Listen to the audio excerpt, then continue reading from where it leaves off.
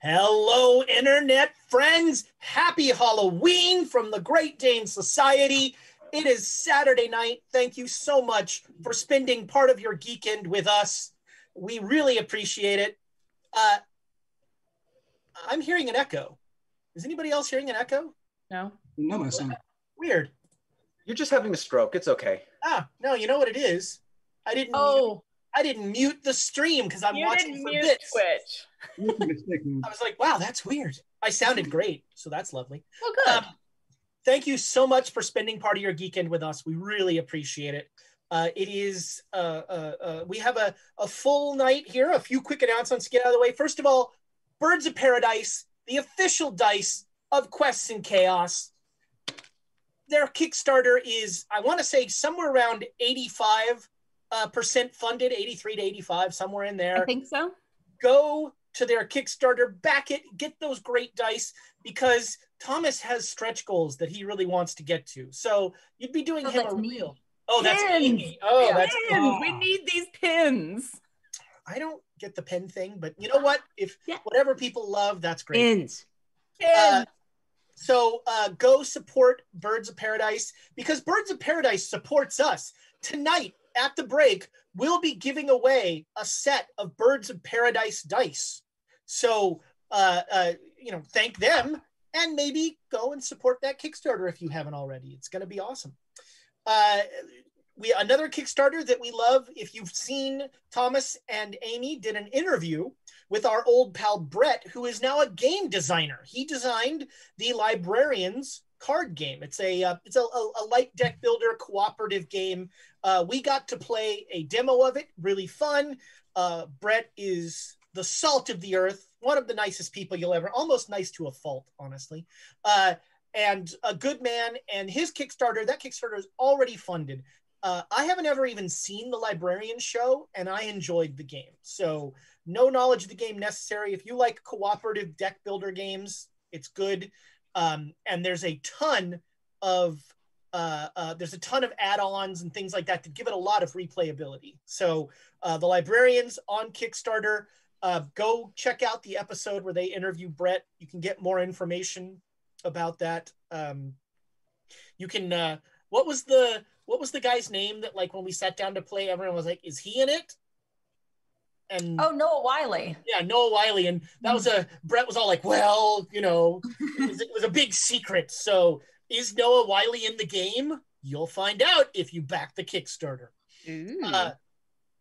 So as usual, we have a fuller week than usual of Quests and Chaos entertainment this week. So Sunday, it's starting Pandemic Legacy Season 0, the final of the Pandemic Legacy trilogy. We've got Tiana, we've got James, we've got Amy, and we've got Thomas sequestering themselves in a room with plenty of ventilation, I assure you. He's got doors on both sides. Doors. They will be we're gonna try and see how this works for all involved. Luckily, but they are gonna be playing.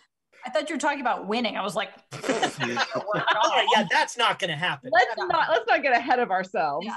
This is a cautionary tale. They'll be live streaming it here on Twitch, starting at, I think, 10-ish, give or take, Amy. And yeah, I was going to say, we'll see. It's kind of a European 10. I was going to say Alaskan 10, but sure, that works too. There's a joke in there somewhere. But so that's Sunday. Monday, Dragon of Icespire Peak is back. And again, I just can't say enough of how much I'm enjoying Dragon of Icespire Peak. Just mainly because James is so much fun as a GM. The players are terrible, but James really lifts that game. Hey, everyone but me is really good. Well, but James is fantastic.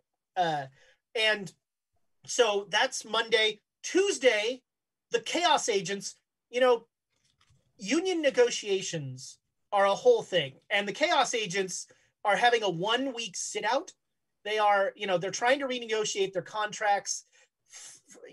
Bo is upset that there were more other colors than green in his M&Ms. And so this Tuesday, the Chaos Agents in protest will be sitting. No, they're not. They'll be protesting by voting. Yeah, they'll be protesting by voting. We're going to take election night off because either we're going to be really happy or the world will be ending. One of the two. Could go either way. Is that tonight? Yeah, the world Possibly. Election night is Tuesday. I mean. Okay, I'm just saying there might be a box. It's true. No!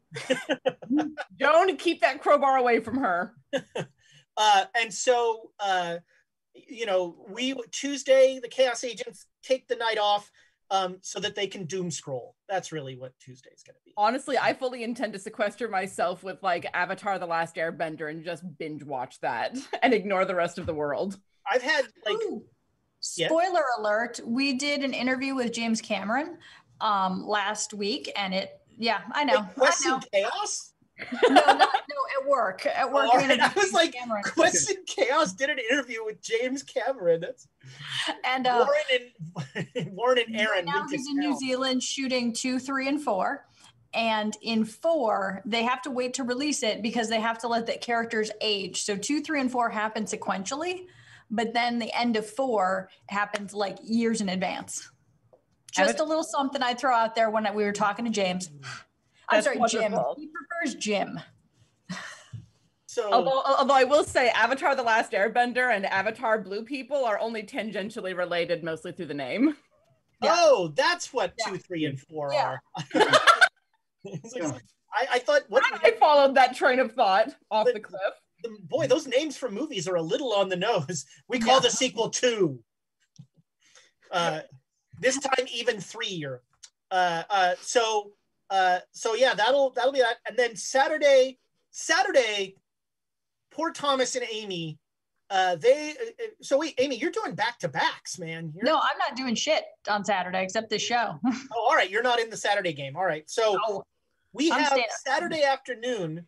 We have a new, we're not even calling it a one-shot. We're going to, it's probably going to be like 8 episodes. Who knows? But my buddy James in the GM's chair for Rime of the Frost Maiden. It's actually, I think it's 1 through 10 levels or something, isn't it? It's a that's long, gonna go for a while. It's a long module. It's a straight up book. Yeah. Wow. And I'm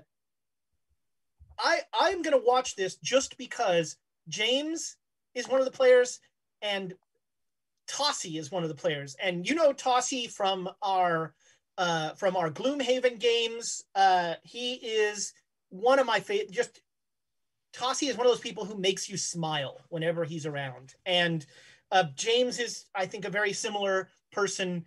And so that pairing, and then other members, it's a Quest and Chaos game, so I'm assuming Tiana's involved? You are incorrect. I get to take Saturday afternoons off. Wow. First time ever. That's like, I know. I feel like there should be a drinking game. If Tiana's not on the show, drink. That's like...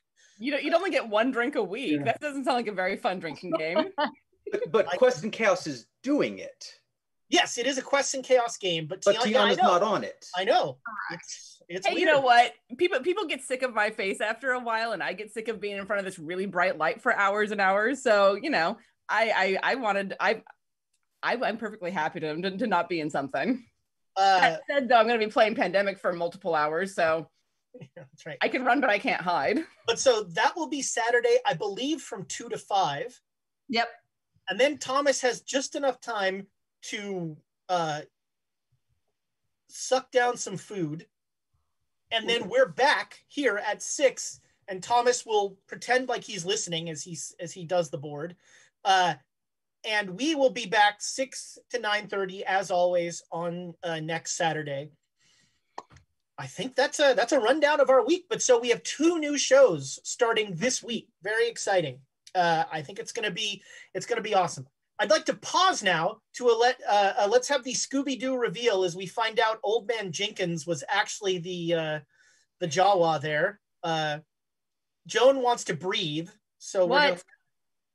She's asking way too much to want to breathe over there. I was really hoping like Slithy Tov would pull the mask. That off. would have been so funny, though. The reveal would have been, like yeah, there you go. Again, we'll be doing a Birds of Paradise dice giveaway. We'll be giving away one of the, I think they're the Arizona Sunset dice. There's a lot of Arizona dice in my house right now. All right, you'll be getting some set of Arizona dice will be coming. And now formal wear. I know. I was like, went from being dead to man about town. Oh, yes. There we go. Classy.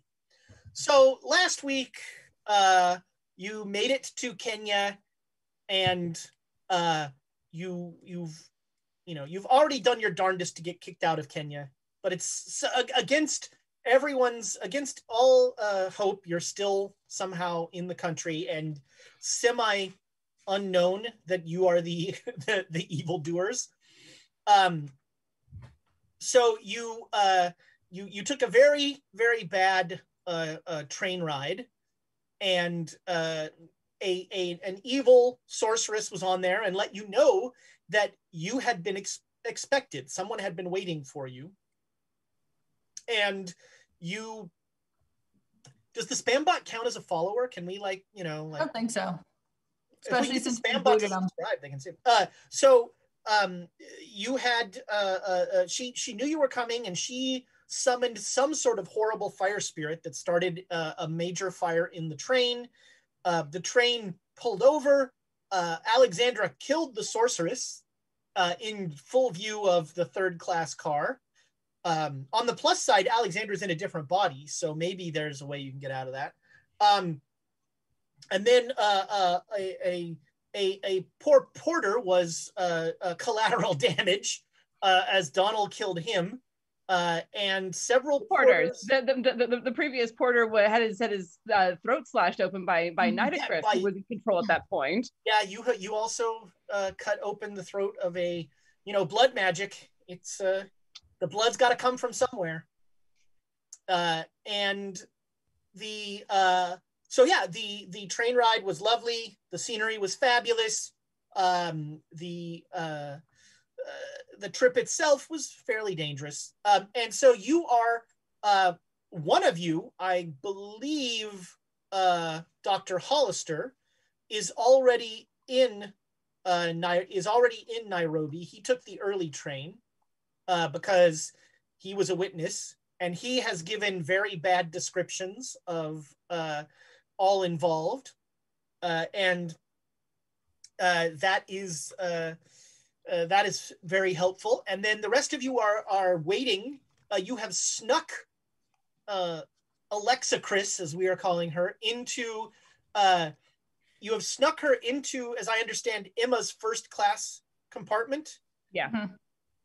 And you are waiting to sneak her out when you get into Nairobi. And I think I'm going to pause, and it's time for my favorite segment week to week of watching Amy do math.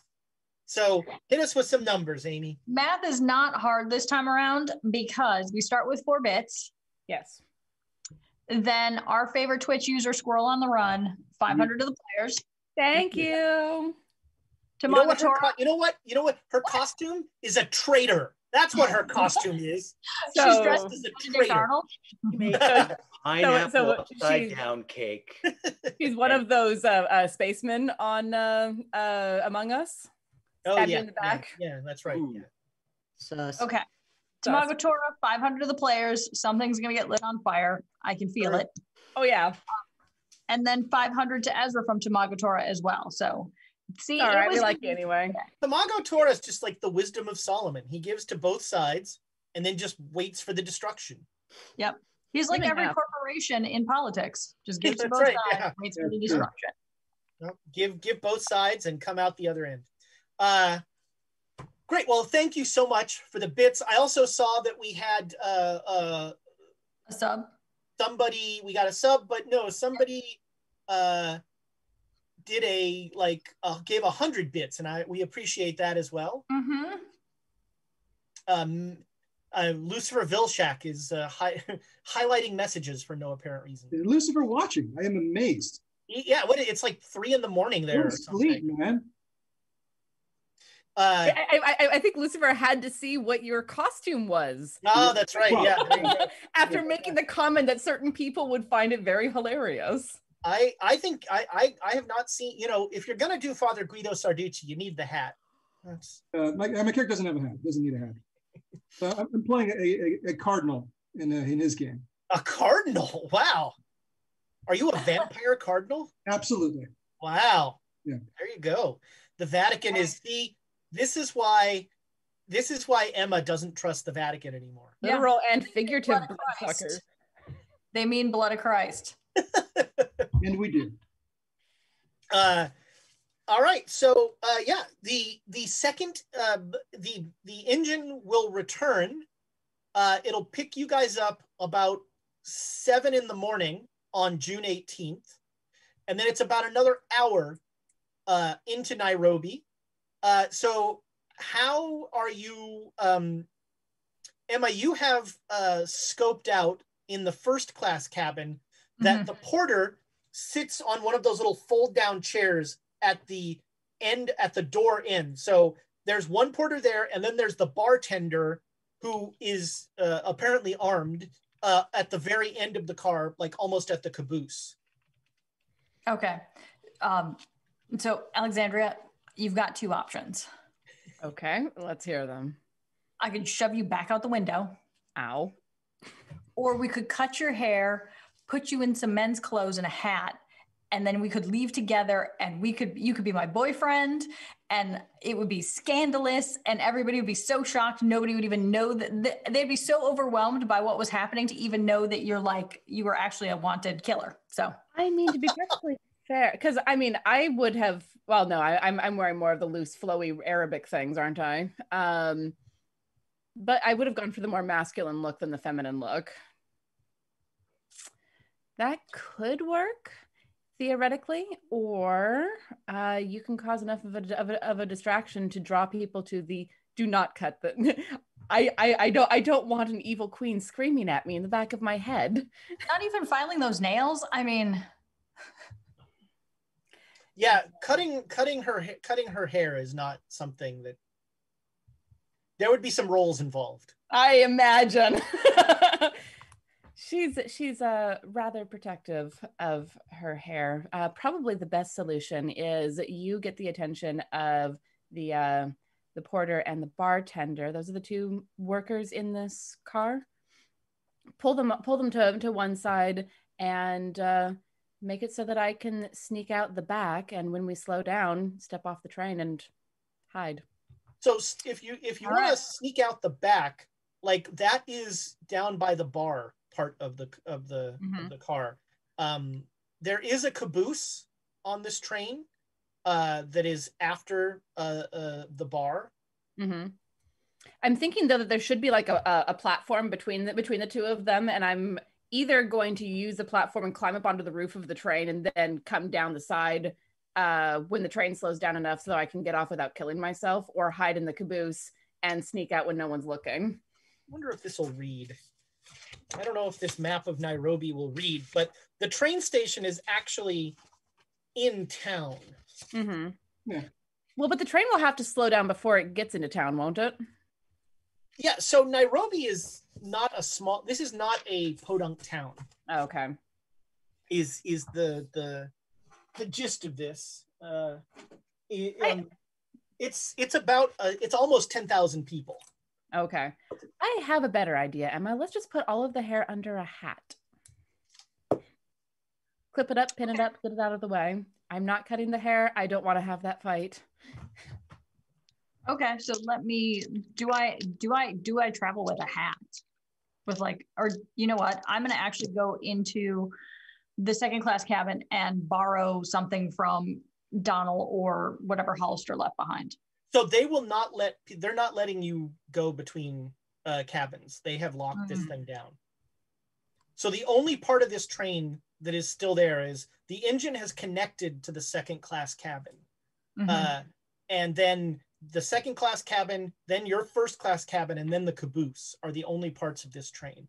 And they're like, the porter will very politely but firmly like say, sorry, we're asking everyone to stay in their cabins, in their on their cars. So at this point, I'm like, I'm sorry, sir, but I need some things from the second class cabin. Well, then you can get them in Nairobi, ma'am. But why can't I have them now? I mean, this is ridiculous. I haven't had a drink in I don't know how many hours. Your crazy bartender's got a gun right back there. There's no way. You know what? I need a drink. Somebody needs to give me some drinks now. The bar is open down there. You can He's go got a there. gun. I mean, as do I, ma'am. Oh, so here's a great idea. I think you should go and get me a drink. I'm very sorry, ma'am, but I'm watching I've been told not to move. You'll just return to your. Unfortunately, some of our amenities have been curtailed due to police activity. I don't know if you've heard, but there's been a couple murders on board this train. This is a travesty. 2 porters and a woman were killed by an African woman and a white man. What? I'm sorry to hear that, sir. I think I'm going to go get a drink to ease my nerves. So I go back to the bartender. Does he have a hat? Does he have anything that I could like swipe from him? Sure. Yeah. You find, yeah. Oh God. You find a newsie. Make a luck roll. Okay. Let's see how bad a hat it is. Shit. Do I have one of those within reach? Yeah, I was going to say, I asked him for a super complicated cocktail, and every time he's like, what's in that? I'm like, no, it's that one. Oh God, what's my luck? My luck is like 26. Oh, 6. Yes. There you go. All right. Yeah, this hat fits perfectly. Sweet. So I basically shove it like under my stomach and kind of lean on the bar. Yeah. Be like, thank you. And then like do the fast pivot and like. He doesn't even notice. That's perfect. Sweet. All right. I'm like, here you go. Grab it. And then just like begin the process of clipping all of this hair up and pinning it down and then putting the hat on top of it. Yep. And then take off some of your like dressy stuff and then put on like a coat, like what's the London Fog, like all weather coat kind of thing? A trench coat type of thing? Yeah. Sure. I'm sure. Yeah. You have some you have some surprisingly masculine clothing that she had to borrow a bunch of my clothing back in Cairo, so I imagine it's just my clothes. There you go. Yeah. They don't fit quite as well anymore. Well, that's okay. I can live with that. So yeah, you will all right, let's see here. Yeah. You pull into the station and the porters are dealing with all of the work of sort of getting in and all that sort of thing. And so you are able to step off without noticing. It seems like everything's fine. Dr. Hollister is there with all the bags. And Dr. Hollister, make me a spot hidden roll.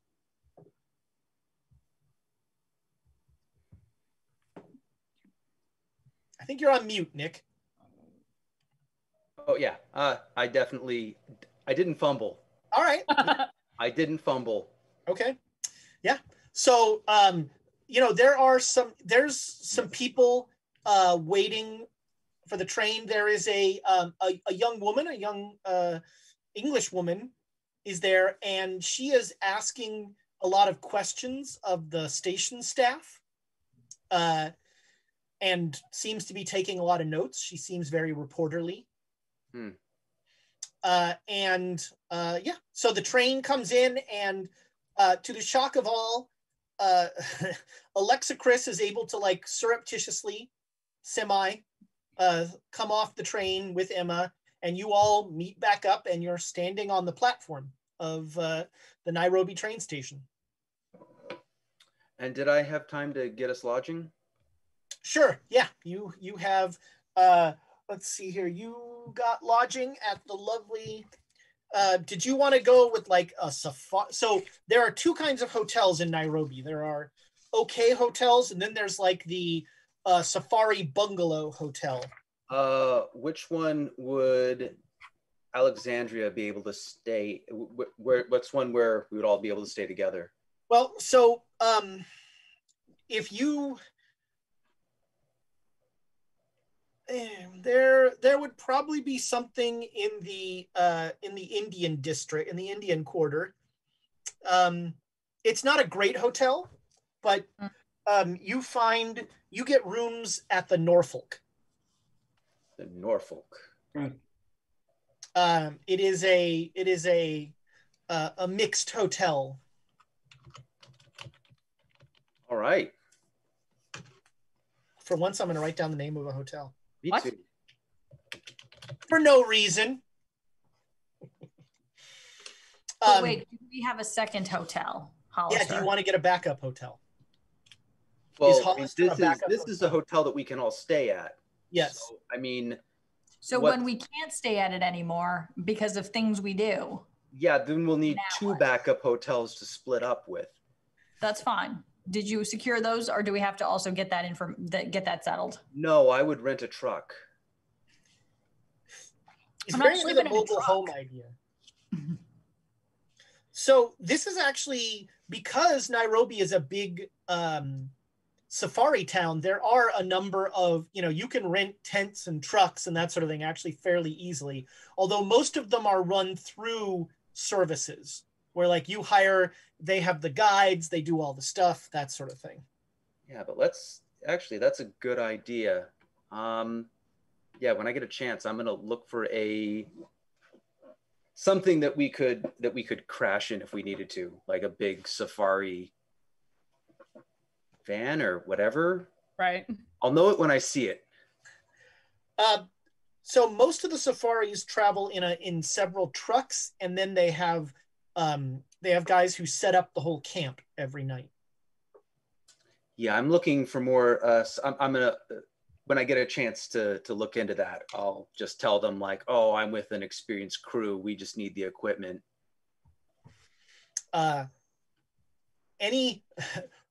Sure, yeah, you can do that but not at this point. So you come in, you get off the train. Holding up a sign. Not that good a journalist. You can all, let's see who. So at this point, everyone except Dr. Hollister can make a spot hidden roll. Yeah, do this. I'm holding the sign up high. Come on, make this roll. 30 hard success. All right, so you all, except Joan, notice that there is an African gentleman who is he is clearly noticing your arrival, and he seems to be looking at Alexicris with a note of recognition. Okay. I'll just glance over and like I'm doing a sweep of the area, and don't let my eyes linger on him for any extra amount of time, but definitely note him without letting him necessarily know that I've noted him. Well, yeah, you made a very good roll, so that's no problem. We should get out of here. Yes. So Hollister takes you to your the hotel. It is in not a great part of town. There are, much like Shanghai, there are various quarters. There's the European quarter, the African quarter, the Asian quarter, and the Indian quarter. And your hotel is in the Indian quarter. You're sort of on the outskirts of town. You have a couple names of people that you were looking for here. You also, there is the Nairobi Star, is the local paper. And there is also the colonial government, if that's, something. And I mean, they're the people who found the bodies of the Carlisle expedition. So, you have several areas, directions you can go. What would you like to do in Nairobi? I mean, I announced what I want to do. Right. Not terribly exciting. Hollister wants to go off and look for safari gear. Well, more looking for the vehicle for when. Right. I'm not saying that you're going to draw undue attention to us and we're going to lose our stay in this fine establishment. Oh, I am. I'm just going to plan around it as though that's what you're going to do. Oh, it's probably going to happen. We've had trouble with every hotel we've stayed at in the last, what is it now, 6 months? But who's the fellow who's looking at you, Alex? Several of them are not on fire, though. You already have someone interested in you. Someone was watching me very closely, and I don't know who that is. Well, did they follow us? I imagine you were watching for him. I didn't see him. Wow. I would have been watching, especially knowing that someone pinged me. Did I notice anyone following us? You don't feel, nope. Okay. Not as far as I can tell. They may know that there are not many hotels where a mixed color group can stay, so they won't be that hard to find us, I'm sure. That seems about right. Well, What's your idea that you're talking about, giving us a truck and living in the back of it? Is that what you're thinking? Well, just for when you ruin this. Then what? Then the truck, yeah. Yeah, we're not going to stay here for very long, right? We've got to go make a Yeah, I mean, we're going to have to be traveling anyways, so we're going to want something that can off-road. That's fine, but where are we going? Is there another pyramid we have to find here? It's a mountain here, isn't it? Correct. Yeah, the Mountain of the Black Wind. Yes. What do we know about? We know nothing about this mountain. How do we find out more information? Does this room have a mirror? What? Yes. Yeah, your room has a mirror. Okay, yeah, there is one more thing I need to do. I'm going to need to... But no, to Donald's point, we do need to find out more about this. I doubt if they have any libraries right here or any place like that. But I was thinking about the paper. They must have a library in Nairobi. Of course, they've got a library. So we can also find out where the people were murdered. I suspect that could be the location of the mountain as well, or someplace close. It'd be nice to know about the history of this mountain at least. Someone's got to look into what the history of what we're going into. The murders are fake, though. They didn't actually happen. So that's a cover-up, which we shouldn't be wasting our time looking into. We also need to know which mountain. We also need to know which mountain it was, because if I remember correctly, we were looking for the mountain and didn't find one that was called the Mountain of the Black Wind. Correct. And also, as you came up, there are a number of large mountains in the distance, not the least of which is Mount Kenya. There's Mount Satima, which is fairly close. There is Mount what's the big one there that Mount Kenya is the very big one, but Kilimanjaro is not that terribly far away. That's also not that small. Nope. None of these are that small. So we will need to be prepared with mountain climbing gear. I mean, I don't know. It would have to be somewhere that could be accessible to do rituals and sacrifices and things. So it can't be that high. I hope. If you have to haul a body. Yeah. It could be high. It just needs to be accessible without excessive climbing skill. Some sort of importance to the people, cultural importance. Not just any mountain, something that meant something to them. Not necessarily. It could be something long forgotten that only a select few are aware of. Well, there should be a history that we can look into. Hopefully. So it sounds like maybe visiting the newspaper and seeing where that takes you is your kind of... That's what I was thinking first, just to see, because wherever the expedition was found, let's just look about that first, but then kind of go from there. I mean, We do have some time before the next eclipse, or the next full moon, rather. I hope so. Actually, technically, okay, the full moon, because I was like, there's a new moon in like 3 days. Full moon. We need the full moon for the ritual. Yeah, the full moon. Where are we going to find that many innocent people? That's the question. 2 weeks.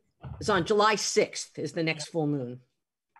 That's probably 3 weeks. Nice. When you the office of the Nairobi Star is literally a shack, and the shack is mostly printing press.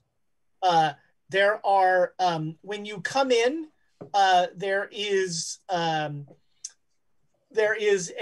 the woman from the train station is there setting the type, and she has 2 young African assistants who are helping her out. She will introduce herself as Amelia Smythe Forbes. And let's see, anybody who wants to can make a psychology roll. 41, failed. Suppose I should. Yeah. All right, I'll try. Nope. So Dr. Hollister, in your, just in the few brief moments as she's introducing herself, like, this is clearly, this is a bad case of white savior syndrome, this woman. Well, it's so hello. I'm Amelia Smythe Forbes. I'm the editor and the main reporter for the Nairobi Star. Tell me, what brings such a wonderfully liberated group into my office? Alexandria is completely deadpan. What's the case here? I was going to say, well, we came for an expedition, and we've been following the path of several other expeditions that have come here before. A safari. They're very popular. Yes, but there was one that didn't end very well. Well, there've been a few. Oh, good. You can tell us what sorts of things to avoid during our time here. Well, I'd say hippopotami are really the most dangerous animal out there. They're surprisingly fast and very, very territorial. I think we need a hunting rifle of some sort to deal with those. Where can we purchase one of those? Well, if you work with any of the camps here, they can set you up with all the equipment you'll need. It's a wonderful industry that helps this burgeoning region. Now, were you working here at the Forbes when the Carlisle expedition came through? Oh yes, I was. I spent some time with those poor unfortunate souls. Yes, and we have read about those, and I was wondering if you could give us any more information about what happened to them, because we don't want to be in that same position. Where did they go that we should not go? And what position do you not wish to be in? We heard they were all killed. Right. Yeah. Is that true? They were wiped out, and so... Yes. As long as you hire a safari service, you should have no problem. Was that the trouble that they had, and that they didn't hire a safari service? No. Let's see here. And she goes and like starts looking through files, and she'll pull out a thing that has basic stories about they came in, they stayed at a place called Hampton House, which is one of the nicer hotels.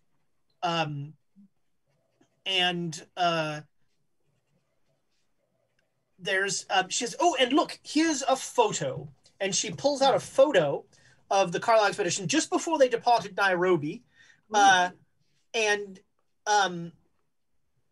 Two things jump out at you right away. One is that Carlisle and Brass Brady are not in this picture. And that Hypatia Masters doesn't look great in this photo. And Hollister, you can make a medical roll. That's bubonic plague. Oh, I did not make that medical roll. But again, right, everything's fine. I did not fumble. Well, that's great. Yeah, Always on the precipice. She does not look well in the photo. I don't remember Hypatia Masters. Is that Hypatia Masters was kind of Carlisle's girlfriend, but she was the photographer of the exhibit. Okay. Of the expedition, I should say. Sorry. She was an African lady? No, that was Benet, or as you now know her, Imweru. Okay. And then they also she'll pull out an article about the slaughter, and it points out that a Lieutenant Mark Selkirk of the Queen's African Rifles found the King's African Rifles found the bodies with his squad, and a later report describes the capture of 5 Nandi who were tried and found guilty for the murders, and there is a photo of the hanging of those 5 men. Ooh.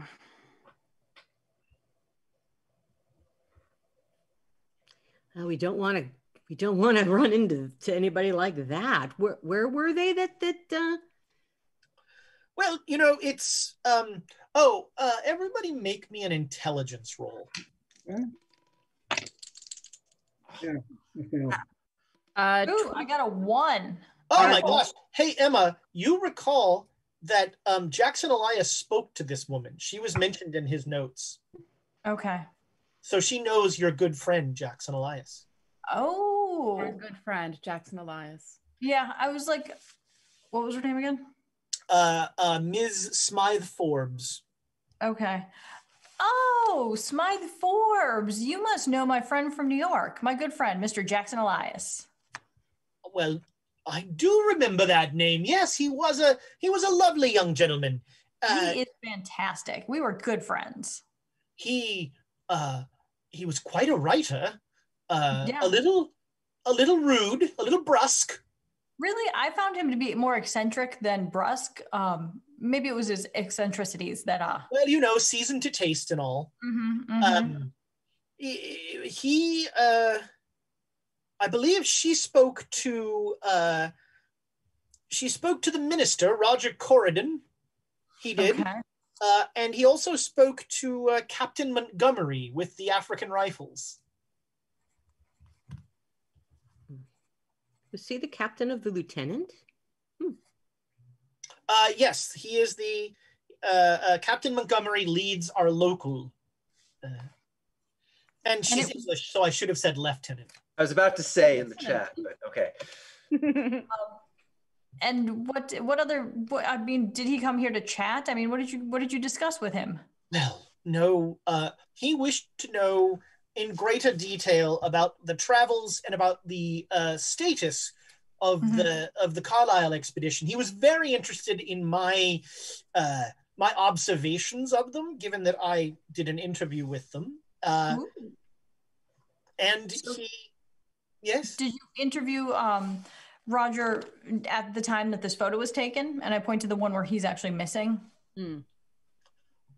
No, Mr. Carlisle apparently was not feeling well the day that picture was taken.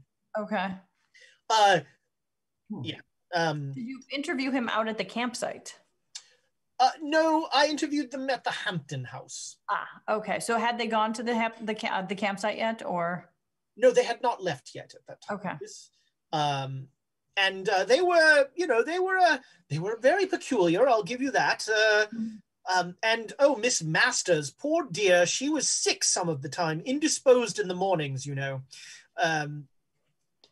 Carlisle, I didn't see. Sir Aubrey seemed. He seemed to enjoy a drink, and he was full of life, Sir Aubrey. Surprising for a man that age. Is any of the other people here paying attention to this conversation? No, the 2 guys are. She had given them instructions about setting the type, and they are working diligently at that. Okay. Okay. And neither of those guys are the guy you saw at the... Oh, no, I'm just... We're inquiring about something that is going to bring unwanted attention, potentially, so... Sure. So what did Mr. Jackson Elias find so interesting about your observations? Well, that's where the brusque pod comes in. He didn't find much interesting about my observations. He pushed rather, we'll call it, what was the word you used? Eccentrically, aggressively, wanting to know about their mental state and that sort of thing. And I don't feel that it was, that I had anything to really add to that. Mm-hmm. I have no judgments. And as I said, Ms. Masters was not feeling well that day, but otherwise they seemed fine, if peculiar. Peculiar? Well, they were going on a safari, but they weren't going to hire a safari crew, and I didn't see a trained hunter among them. Maybe that was what their downfall was. Yes. So is there anything else that gave you the impression that they were being unnecessarily reckless? No, it was principally the no safari company. That's if you don't have a trained hunter with you, that's really not a good idea. Right. Oh. So the location of the unfortunate incident, where exactly did it take place? Well, No. No. No, I don't. It was in Nandi Land, which is, make sure I get this right here, is... Nandi Land is to the north of here. Somewhat, somewhere between Mount Satima and Mount Kenya. And the gentlemen that were hanged for the crime, were they local from Nandi Land? They were tribesmen. They were Nandi tribesmen. The Nandi are the prevalent tribe to the north. Okay.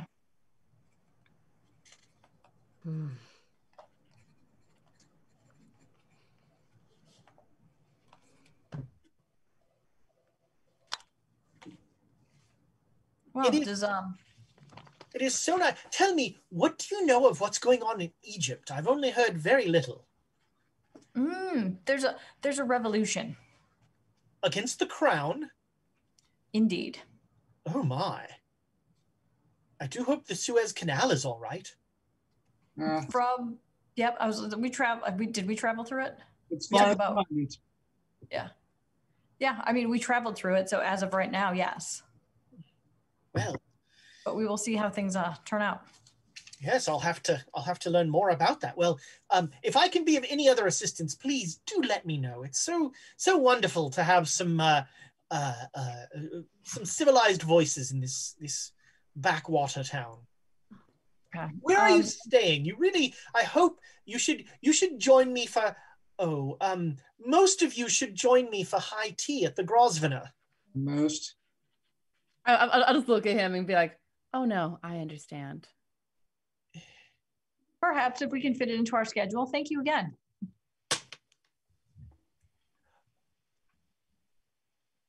You're not a man. Oh my God, I'm still wearing the disguise. No, when she I'm hears not. your voice. What? It is significantly safer to travel as a man, I find. I see. Well, very interesting. Very interesting. Again, if I can be of any further assistance, please do let me know. And when we look, I'm going to just, as we leave, I want to look around. Is there anything that would strike me as suspicious? Any occult type items, anything that would be... No, this place is pretty sparse. It is essentially the front of the shack is the office with her desk where she has a little typewriter and all this stuff. And then most of the rest of it is the printing press. Oh, look at that. Thank you. Eldebrat gives me 500 bits because Nick didn't dress up. Nick, it's all your fault. Wait a minute. Nick did dress up. He's a homicidal maniac. They look like everyone else. Well, Yeah. I wore pants for you people. No, you did not. You wore shorts. I wore,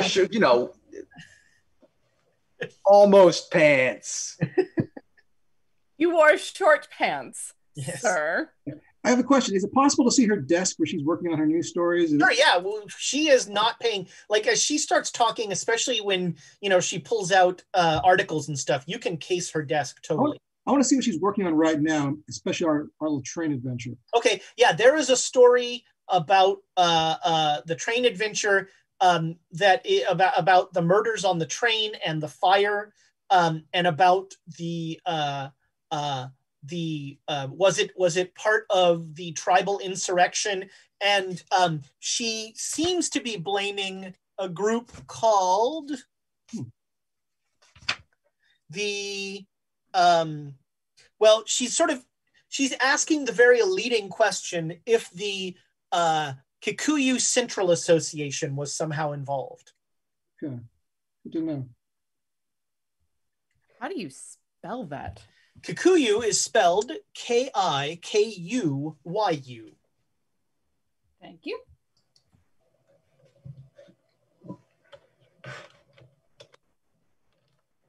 Yeah, I'll just Right. keep a mental note of that. I'm not going to steal her notes or disturb her desk in any way. Just read it, return it. And she seems utterly oblivious as she's, talking with you guys. Okay. Also, we got 500 from the Muffin Mage because of pants. Pants are tough. Man. We need somebody to join with the name the Cupcake Mage, just to have the have the confectionery mage wars. That's right. It's the that'll be my next mitten, the Great Eberron Baking Contest. Yes. I love it. Yes, please. I love it. Hey, Ezra, remember the last time you made a joke like that? Yeah. I'm retired. All right, so what's next? I lost, apparently. Well, we're going to have to, after we leave the establishment, correct? Right. All right. Well, we did get some information about this guy named Mark Selkirk and his boss, the colonel. Can we get some... Is there any way for us to get any permission to talk to them? I mean, there's a camp, the military camp in town. You could probably go and ask. You also got the name Roger Corridon, who was at the ministry, and that's in town. He's, probably some version of some undersecretary of something. Oh boy, more politics. We're so good at those. Well, no, we might as well go talk to these fellows, see if they know anything useful. Who knows? No harm in doing so, right? Depends on how entrenched in local race politics they are. Yeah. I may very well be a liability. Alex, how about we go do a little shopping? Well, I've got things I need to take care of. Alexandria can come with me while you guys handle that. I don't know. Why don't we make the military man go talk to the military? That's what I'm thinking, dude. Can we get? Is there any way we can get help from the American side to talk to these people or anything like that? Is there an American military base here? No. Nope. Well, there's somebody who's part of the American military. It's gonna be the British. Not on the books. I'm not. Yeah, not in the way that they would understand. Listen, Doctor, I don't think the British military want to talk to me. All right, it's not something we'll get along with. They're not going to want to talk to me. More than they'll want to talk to an Irish guy. More likable than I am. What do I roll for get Alexandria away from the group so I can talk to her about Nitocris taking control of her? What do I roll for that?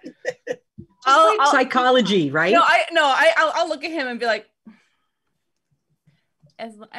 We need to have people with each group who are experienced with weaponry. So Donald, it would be better if you go with the two of them in case something goes terribly sideways. And I'll make sure that the good doctor doesn't get into trouble while we're shopping for camping gear. Listen, I need some better rifles for the hippopotamus and whatever else we're going to uncover here. So I'd like to take care of that as well. Well, we can take care of that, but I mean, right now we're just getting camping equipment, I believe. Yes? The doctor is going to buy a rifle for me. He has no idea what I need. Some other things. No, I'm not completely ignorant about guns. I can look for the right bore for you. I'm very skeptical of that idea that you actually know what you're talking about with rifles. I've seen you. Just because I don't shoot them doesn't mean I don't appreciate them. You're pretty much going to get whatever the safari company gives you anyway.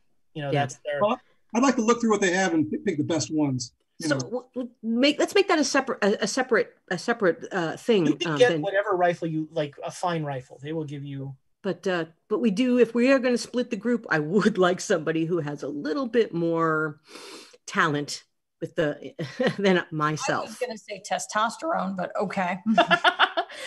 I mean, British. They're very civilized towards the ladies. They're super civilized. They don't say anything. Everything's fine. Everything's great. Well, then why are we going to go talk to them? All right. So who are our two locations we need to speak to? Well, the two individuals are once again. So you have the soldiers, and you have the government minister. He's technically colonial undersecretary for internal affairs. Ooh. All right. I don't know, Joan, who do you prefer? Actually, I'm not going to see the British military, so we'll scratch that. I understand that. But I can. Right, so you guys are gonna go talk to Roger Corrigan? Yeah, sounds like a wonderful chap. All right. Fun. So Corrigan, let's see, was he mentioned? Yeah, so he also was mentioned since Emma rolled a freaking 1 on that roll, or a 6 on that roll, I think it was. He also was mentioned by Jackson Elias. So Jackson met with him as well. He's a stuffed shirt, and he happily shows you in. And yes, I'm given to understand that you wish to discuss the Carlisle expedition. Yes. Oh, yes. Dreadful business, that. Dreadful business. Yes. You're the investigator, that's right. Well, yes, it was investigated by the ministry, and the affair has been closed. Some Nandi were hung, though doubtless many more escaped who deserved punishment. But we made a ceremonial showing. All right. How many of the Carlisle expedition? How many dead were there? Well, the entire lot. Well, how many is that? Well, that's a complicated question. You see, we didn't recover bodies as much as we recovered parts. Well, how do you know it was them then? How'd you identify the bodies? Dr. Starrett performed some post-forensics examinations. He runs the local Christian school and also is a doctor, and he was able to ascertain information from the remains that positively identified them, both circumstantially and otherwise, as the Carlisle expedition. Oh, wow. All right. Well, he sounds like somebody that would have more information about what happened to those poor people. But how did they report it to you? How did you get involved in this? Well, when the bodies were found by the soldiers, the ministry was automatically engaged in a full investigation.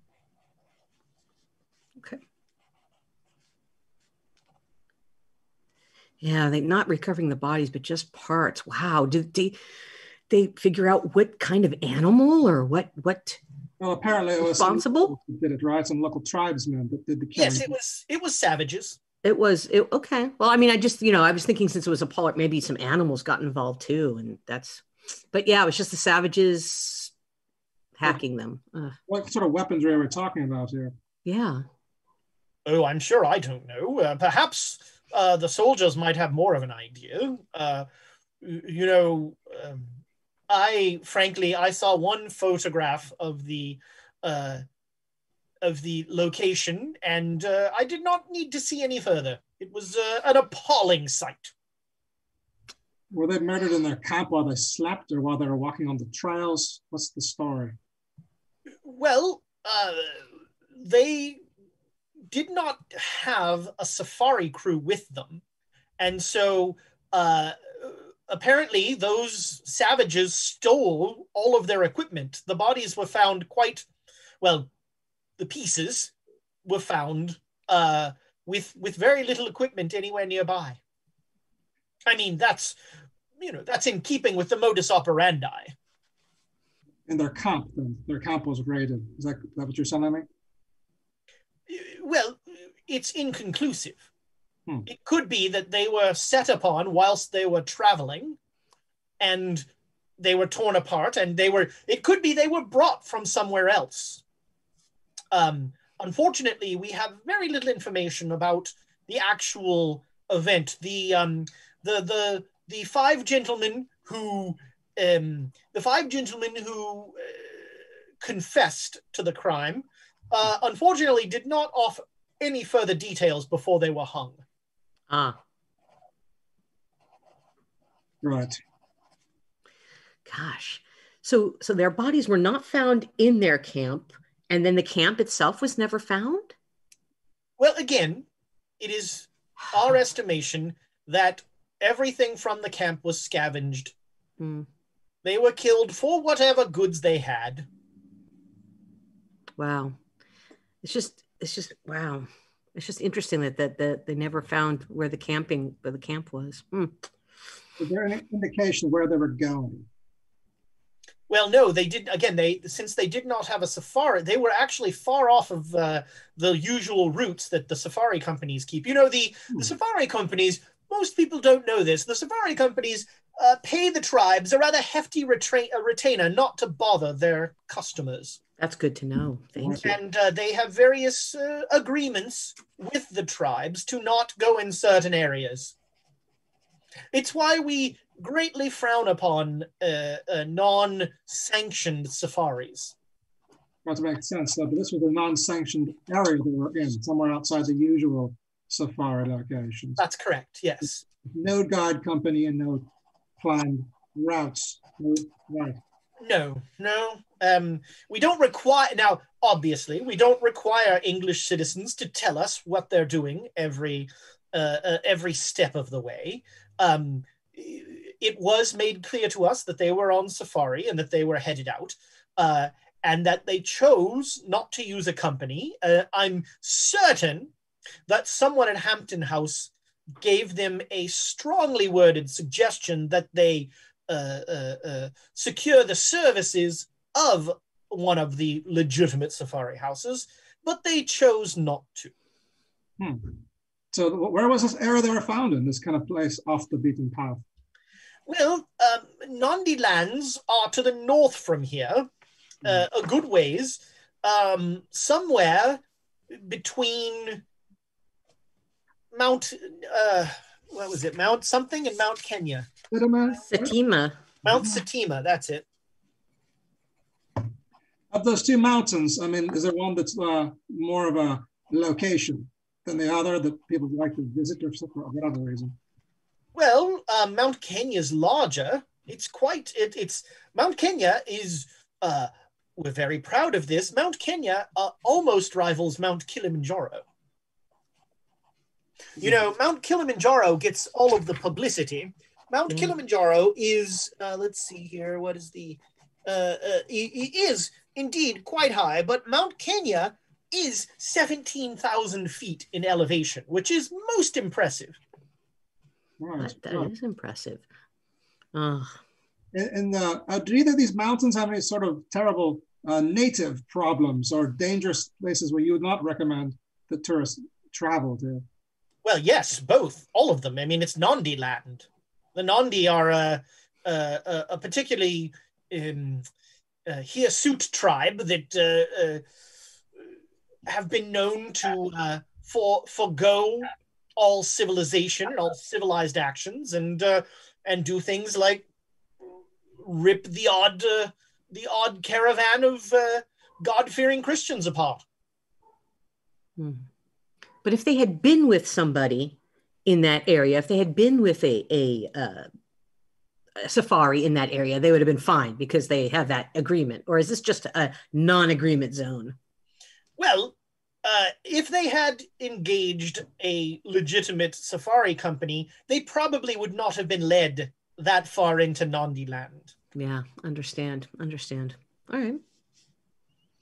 Well, that's all good information about that. So, anybody else have questions? Anybody? I'm happy to help. You might look in with the King's African Rifles and the soldiers who actually find it. They might have more information than I. Yeah. But if the ministry can be of any assistance, of course, we're here to serve, even to the Irish. Oh, Appreciate that, Father. Would you be able to introduce us to them so we're not just walking into their area? I could write you a letter of recommendation, but I should perhaps. Neither of you apparently are military. Of course not. Yeah. The ministry and the army have something of a very collegial but somewhat competitive relationship. Understanding. All right. I wasn't sure, so I thought I'd ask, but thank you. Thank you for your... Of course. As I said, I'm happy to write you a letter of recommendation. Unfortunately, of course, tragically, Lieutenant Selkirk has passed away, but I'm sure that you can find information about the other men that were involved there. Yes, a real shame about the mysterious fire that he died in. Oh no, a fire? Yes, we're nowhere near. When was this fire you speak of? 3 years back. Right. Oh, that's so sad. Oh well, maybe some of his compatriots would have some more information. Yes, I think that's fair to say. I'm sure you'll be able to find some soldier there who was intimately involved. Well, thank you again. Cool. Would surprise me. So Government House is very close to the military camp, so you can head to the thing. Not excited about this, John. And you get shown in fairly quickly to a conference, to an office, and Captain Montgomery is there, and when he comes in, he introduces himself very formally. He actually gives you both a card with his full title on it and his mailing address. And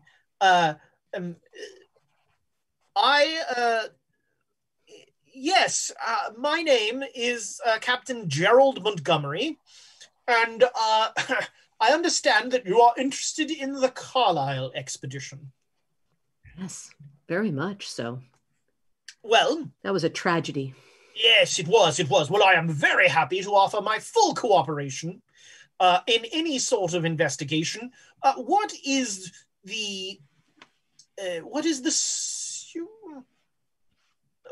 source of this investigation? Are you writing a book?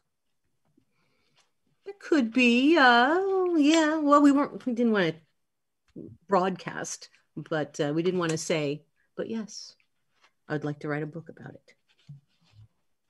I have written several books about ancient history, but this seems like a mystery of modern times that I could It's not a mystery. It's not. It's a tragedy, at least. An interesting story, It's right? a tragedy, yes, of course, it's a tragedy, but it's not a mystery. Oh.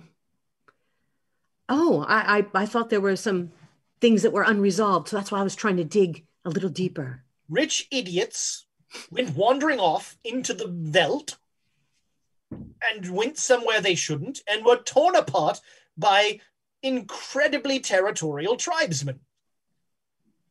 What can you tell us about these tribesmen to the north? The Nandi are fierce fighters. They're, as I said, very territorial, and they are reluctant partners in our colonial work. I can't imagine why. Well,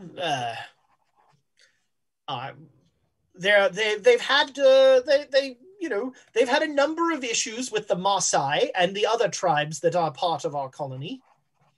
That again goes back to the whole massively territorial business. Understanding. So, as far as you know, or anybody who was there, it's like the expedition went someplace they weren't supposed to go, met these fierce warriors, and were killed. And that's it? Yes, that's correct. In fact, this would be entirely not notable if it weren't for that Carlisle woman who showed up and kicked up such a fuss and forced us to send out search parties. His sister, right? Someone's sister, I gather. Oh, Carlisle! I've never put that together. Do you have any idea why they would go north when no one else goes north? None of the other safaris or the other individuals. Are there other animals up there, particular vista, ruins or whatnot? Yeah, good point. To a touristy group where they could go in any direction, but they chose this direction. Well, I have found that when rich idiots decide to strike off on their own, they rarely know exactly what direction they're going. Chances are they said, "Oh, look, a mountain, let's go there," and started to go there and didn't realize that mountain lied deep in dangerous territory. Ooh, is that a special mountain to the tribes? I refer you again to the fact that this tribe is absurdly territorial. The entire area is special to them. I understand, but as an archaeologist who enjoys looking at ruins and things like that, I'm thinking maybe that's what they were trying to do. Is there something out there like that from ancient civilizations or anything? No, this part of Africa is not, we're not Egypt. There are not massive temples or pyramids or that sort of thing around here. This is much more, there's very little stonework historically. Okay. There could be caves in that mountain. This is all conjecture on my part, of course. All right. I wasn't sure how much you and your crew were affiliated with the area itself. Oh, I don't leave Nairobi. I understand that. It's a little scary. Well, I mean, a third of our men, as we showed up, a third of our men were struck down with some sort of sickness. What sort of sickness is this? It was some sort of tropical flu-like thing. It's fairly regular for Westerners who come here to get sick at some point. Ooh. There are various tropical maladies here that all you have to do is get bitten by the wrong bug. It's good to know. What precautions do you use? I don't leave Nairobi. Okay, well, if you were out in the field, what would you do? Well, sleep with mosquito netting, for certain. Travel with a reputable safari crew or with a military escort. That'll keep the bugs away from you? Well, the mosquito netting, mostly. Right. Oh, and we were also led to believe there was some of the men who are here who found the poor unfortunates. Would we be able to talk to them? Yes, I can set you up with Sergeant Bumption. 1 second. And he will go and he will bring back a kind of browbeaten sergeant who looks very concerned. Right, well, Bumption, go ahead, tell them what you've seen. Well, it were right horrible. I seen nothing to match it. Bodies everywhere. Not bodies, mind, but bits of bodies. And out here and on there, torn to shreds like you would a newspaper. Something grabbed those poor buggers and chewed the hell out of them, begging your pardons. You would have thought the jackals and buzzards would have eaten them down to the bone by the time we arrived, but the locals said the animals don't even go there. They shy away and wouldn't touch the free meal. Even animals get bad feelings, I'm thinking. Well, I never seen such a thing like that, no, sir. It was terrible. Me own self found the head of Hypatia Maesters. Oh, well, thank you for telling us about this. But I mean, so no animals touched them. That's interesting. It was a special place, a special cursed place or something. Well, and he looks at Montgomery, and Montgomery says, "Speak, boy, speak."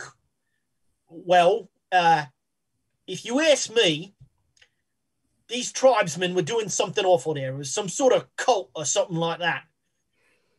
This has all the makings of some sort of ritualistic slaughter. Right. Good observation. Good observation. No, it is not a good observation. It's ridiculous. Oh, I've seen things like that from other cults that I've looked into. Different religious cults that do some very crazy things, especially in these parts, right? Yes, well, if that is your interest, then I'm not sure that His Majesty's military has any information that can aid you. This was an entirely terrestrial crime. No. That makes sense. But if you're writing about it, you want to have a little bit more of the interesting parts. So thank you very much. Of course. Any idea what they call these fellows? What their religious bent is out there? Oh, the cult. Yeah. Do they have a cult name? Something they're worshiping or whatnot, like a bat god or something. The Nandi. We've not done any sort of anthropological study of them. We tend to keep them at bayonet's length. Well, it sounds like Bunshin knew something about it. Yeah. Well, I mean, I don't know any name or anything, and he's looking at the at his commander. All I know is, that it's entirely my opinion that this was some sort of cult activity. I don't know what cult, or even if there is a cult. Oh, okay. You haven't heard about the cult. You just okay. No, I was wondering, but that fellow who was here a few years, that Jackson Elias fella, he told me all about these cults. Ah. Okay. I was wondering where you got that hint from. Yes, we're familiar with Mr. Elias. What was his theory? You remember what his theory was and what the name of the cult might have been? His theory was poppycock. Well, we're trying to look at all aspects of this, and if you have any info about what he was talking about, that might help us find somebody else to talk to. Mr. Elias met with us for one day and seemed to be preparing to head up north to examine the area. He was trying to find a reputable company that would take him there. There was no such. And then he left hurriedly, overnight. Do you mean he went by himself? Oh, no, he was on a train. He returned to Mombasa. Right, that makes sense. Okay. But so Bunchen, he didn't mention any names or anything to you that you remember? No, he didn't. He asked me questions. I didn't ask him questions. Okay. Appreciate it. Thank you. Thank you for letting us talk to the sergeant. Of course, I'm only too. We are firm believers in the right to speech. Yeah. Yes. No matter how asinine it might be. And very appreciative of that. You're dismissed, Sergeant. Thank you, sir. And he will make it forward. Now, may I be of any further assistance to you? I don't believe so. Anything else, John? I can't think of anything else right now. Appreciate it. Let you know when the book comes out. Yes, of course. All right. All right, so you guys, the other side of the team, you are shopping. Are you trying to set up with a safari crew? What are you... I was just saying shopping as an excuse. I'm going to go get that telegram to Rogers. I mean, I will look for a Jeep or something like that, just because I'm not convinced that we're going to get a safari expedition team to help us get to where we want to get. So I think we're on our own. I was just saying, I keep badgering Hollister to be like, look, we got to find somebody to take us to Nandi Lands. So you can easily find one of the sort of second-rate safari crews will definitely be like, yeah, we'll take you to the bad place. The bad place. But more important, Alexandria, how are you feeling? I was wondering how long it would take you to get around to this. Well, yeah, you weren't in a great state last I saw you. I'm going to glance around to see if anyone is close enough to hear us talking to each other. Nope. The situation that was being dealt with in the dining car was supernatural and beyond my ken, and I handed control over as a way to try and deal with it. I see. That doesn't quite answer my question, though. How are you feeling? Like myself. Slightly taller and broader than I'm accustomed to, but I'm getting used to that. And you're holding up okay?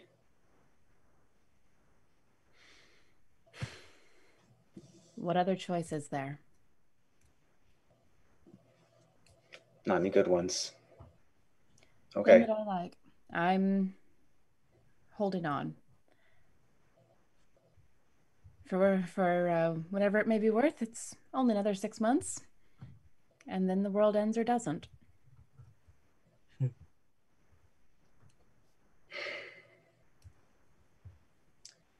I would suggest that you plan to go past that. There's no point in planning for failure. It's not a healthy mindset to be in. I'm not planning for failure. I just know how big this task is and how long it's taken us to do one of the multiple things that we've needed to do. I'll fight to the last. I'll fight to the last second. I always do. But I'm tired. I'm tired of fighting.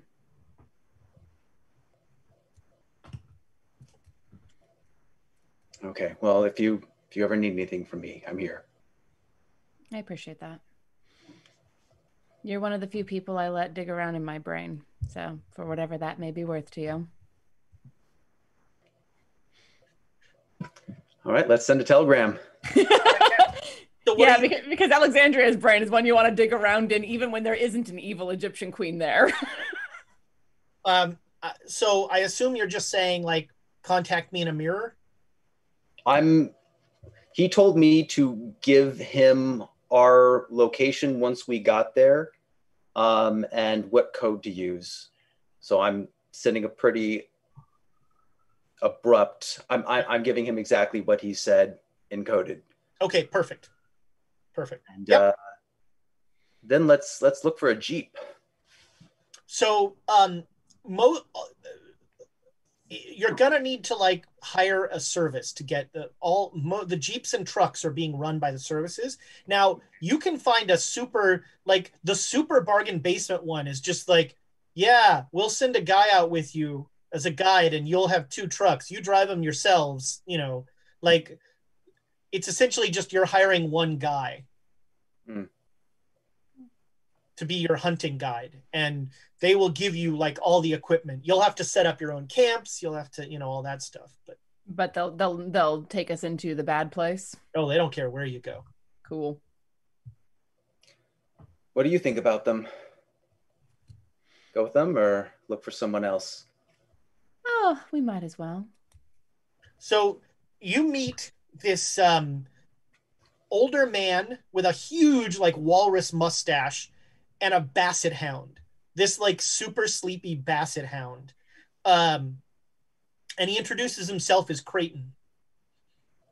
And he says, "How do? My name is Creighton. I've did several tours in India.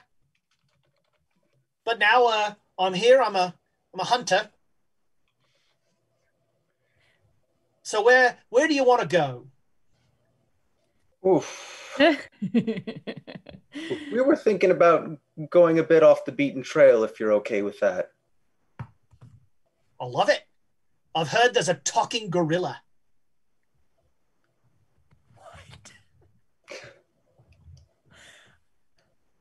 What? A talking gorilla, you say? There's rumors of a talking gorilla in the jungle.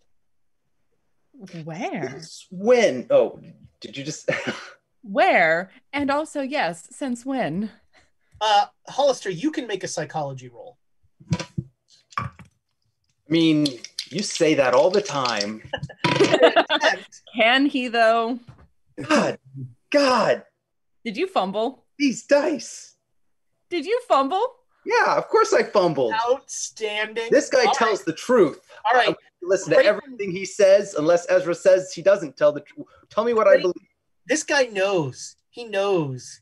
You've heard stories about the gorilla. He knows about it. Oh, I've seen the reports. Yeah, you've seen the reports. This guy knows. Alexander, it is clear to you that this guy is just like selling a story to like, you know, give you guys something to chase out there. He knows of the gorilla. We'll talk about this later. Yeah, I've heard of the story of the gorilla. Oh, yeah? It's fascinating. Trying to find it. Is that what you're hunting for? A talking gorilla? Not originally. You want to go off the beaten path, right? So the talking gorilla, I think, is to the north. I might have to take you into some dangerous lands there. The Nandi can be a little, they can be a little touchy. So arm up is what you're saying. Oh, we'll bring the guns, don't worry. There's one thing the Nandi understand. Guns? Bullets. Oh. They don't really understand guns, but they very much understand bullets. And the direct application of such. Ow. Yes, that sounds like a fascinating thing to go hunting down. Great, we're leaving tomorrow. We need to confer with our fellows first. It may be tomorrow. It will probably be day after tomorrow. I'm going to need a non-refundable deposit. Well, we'll come back when we know the time, and we will... Look, I could get another offer. You certainly could. I'm calling that bluff. You don't. We'll be back tomorrow. or more at least later today. We do need to talk to our fellows. It's going to cost you more every day. I'm expecting to get some information today, so we have to wait, or possibly tonight. We have to wait for that. All right. What sort of information? You know how if the money's being wired through, all that stuff. Like Oh, that's very important. Yeah, you can't pay you with nothing, so you have to wait until that happens. I'll learn that the hard way. Mm. All right, yeah. I'll wait here. I'll start getting everything together.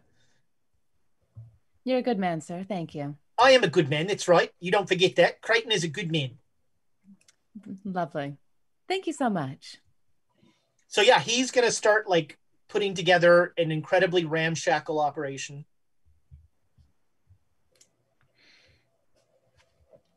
And yeah, you have successfully hired the worst guide you could find. I love him already. We are going to get our own guns, though. Not that I don't trust him. All right, yeah, it's so there's no way that Alex Chris can buy guns.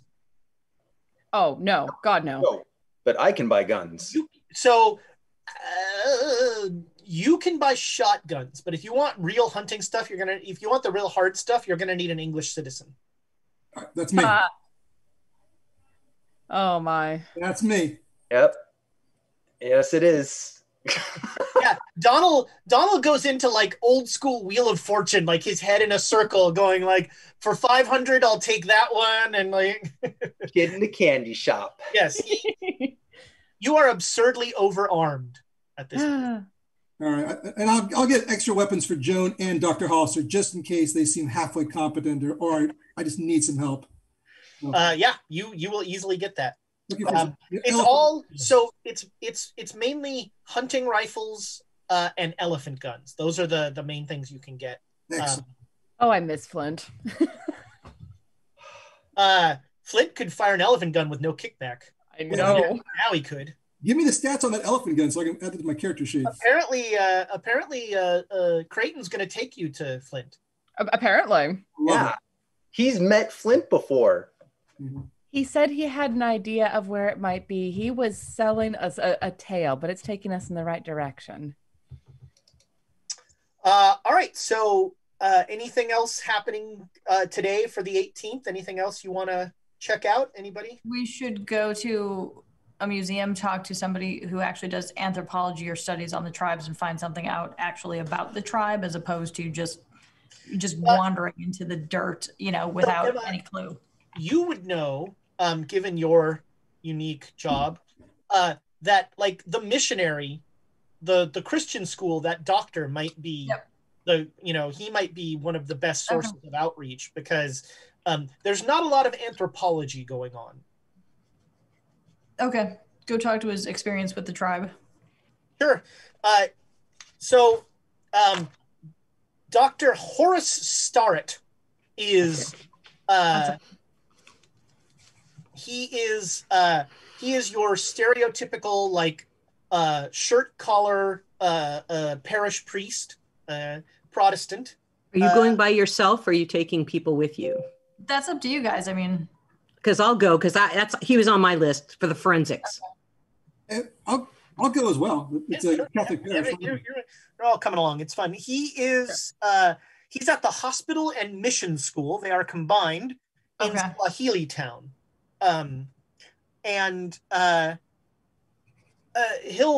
He's happy to see rich appearing white people.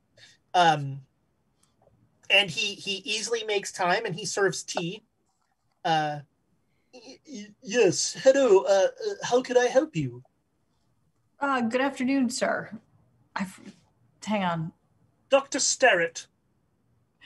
Doctor. May I introduce Dr. Joan Lamb? Doctor.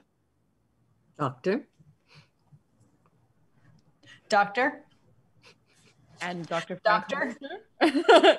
Nobody wants to do Spies Like Us with me? Have we joined back up? I was told there would be no math. I think we joined back up. Yeah, them? everybody's all together now. Yeah. Yay. Doctor. Doctor. I almost went K9 there. I know that's really dope. Yes. So I'm interested, I'm following up with some information, my good friend Jackson Elias, and I do this again. My good buddy Jackson Elias.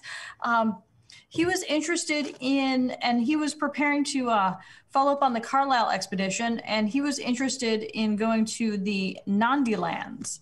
And I understand it's very dangerous, but I just wanted to speak to somebody about your experience there. Is it as dangerous as some people say? Oh, it's quite dangerous. Yes, very dangerous.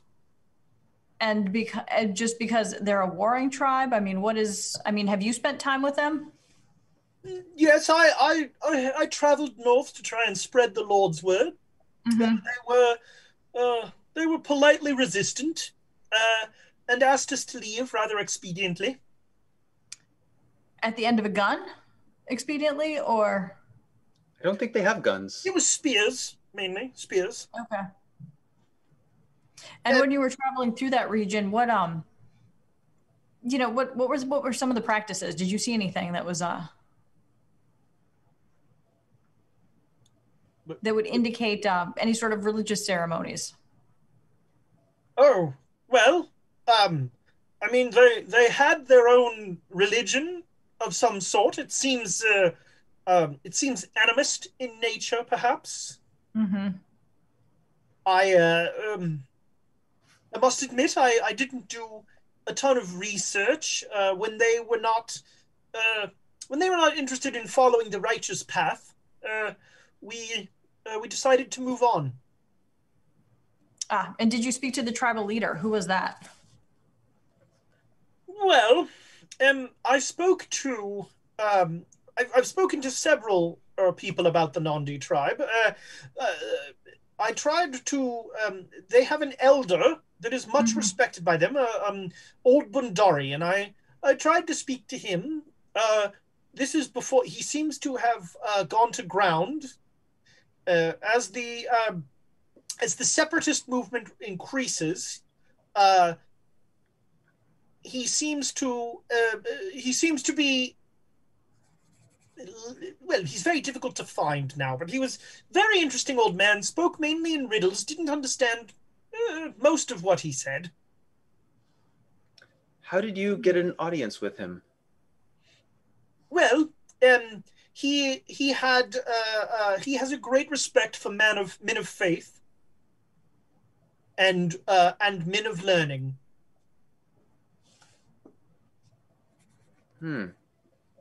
He speaks quite good English. How could we set up an audience as well? Probably. It might be more complex now. As I said, he seems to have gone to ground. Do tribespeople live in the city? Are there any tribespeople that currently habitate here? Well, that's a complicated question. Nairobi proper tends to not have the same tribal issues that the hinterlands do. But there are certainly those within the KCA who have connections to the Nandi, and there's rather open speculation about the role of old Bundari as a connection with Kenyatta Johnston and the KCA. What do you mean? Who's Kenyatta Johnson? Kenyatta Johnston is one of the leading Kenyan separatists. He has started a political party, the KCA, the Kikuyu Central Action. Yeah. Mm-hmm. And Kikuyu, that's the name that our friend Miss Smythe. Right. Yeah, that's the tribe. No, that's the political. Yeah, part. the Kikuyu Central Action Committee Central Action is the group that she thought might have had something to do with the train. Okay. She was trying to frame it as that it was part of what. Right. Then who's the tribe? The Nandi are one of the tribes in Kenya. Okay. And Dr. Sterrett will explain that the KCA is trying to bridge those tribal gaps and create a unified African political party. Mm-hmm. And he has an office in Nairobi? Yes, the KCA has an office here in Swahili Town. Okay. Okay. Well, if there's anything else. Oh, yes. I understand, and I know this might, that you did the forensics on the party when they came back. The Carlisle expedition. Yes. I did, yes. Yes, a terrible, terrible tragedy, that. No, and you were able to piece the bodies back together, figure out who they were and how many of them there were and all that. I'm fascinated by that. I heard that they were cut up beyond recognition. Yes, that is the case, and I'm afraid you have been somewhat misinformed. I was not able to stitch the bodies together. There were no positive identifications made of any of the bodies. It was quite impossible. Because what about that Hypatia Masters? I thought that they found her head. Well, I believe one of the soldiers said they found her head. I understand. I was only brought some parts. Oh. They did not clean the field. Oh. As far as I know, there's still various parts. But they gave you enough that you could tell there was at least one part from each person? Because they said that you certified and said that these were the people and here's who they were. Well, without a barrister present, all I can tell you is that I certified the information that the government gave me. Understanding. I examined the pieces that were brought to me. They were representative of a massacre of that sort. So you didn't go to the location yourself. It was brought to you. No, I don't leave Nairobi Yes. anymore. Now, was there anything special about the pieces that you were given? Were you did they? I mean, were they just like arms, legs, things like that, or? Is this amusing to you? No. This was a massacre. This was a horrible tragedy. People were cut into pieces. I understand that, and do you? Yes. Then why do you use the word? Is there anything special about them? Like what were the pieces they brought to you? They were not bullion cubes. No. But the fact that I understand that they were taken apart by the tribes people. One of the things that I'd been thinking about is that what if they were trying to use pieces of their body? So I was just wondering if there was, it's hard to talk about. It's really hard to talk about. And I understand that. So he's becoming more and more defensive. Oh, I know. I understand that, I'm not trying to say that you did anything wrong, but I'm trying to figure out more about what happened. Why? Writing a book. I'm a doctor. I'm a doctor of archaeology, but I'm also interested in more modern. Sorry, you're a doctor of archaeology. Yes. So not a real doctor then.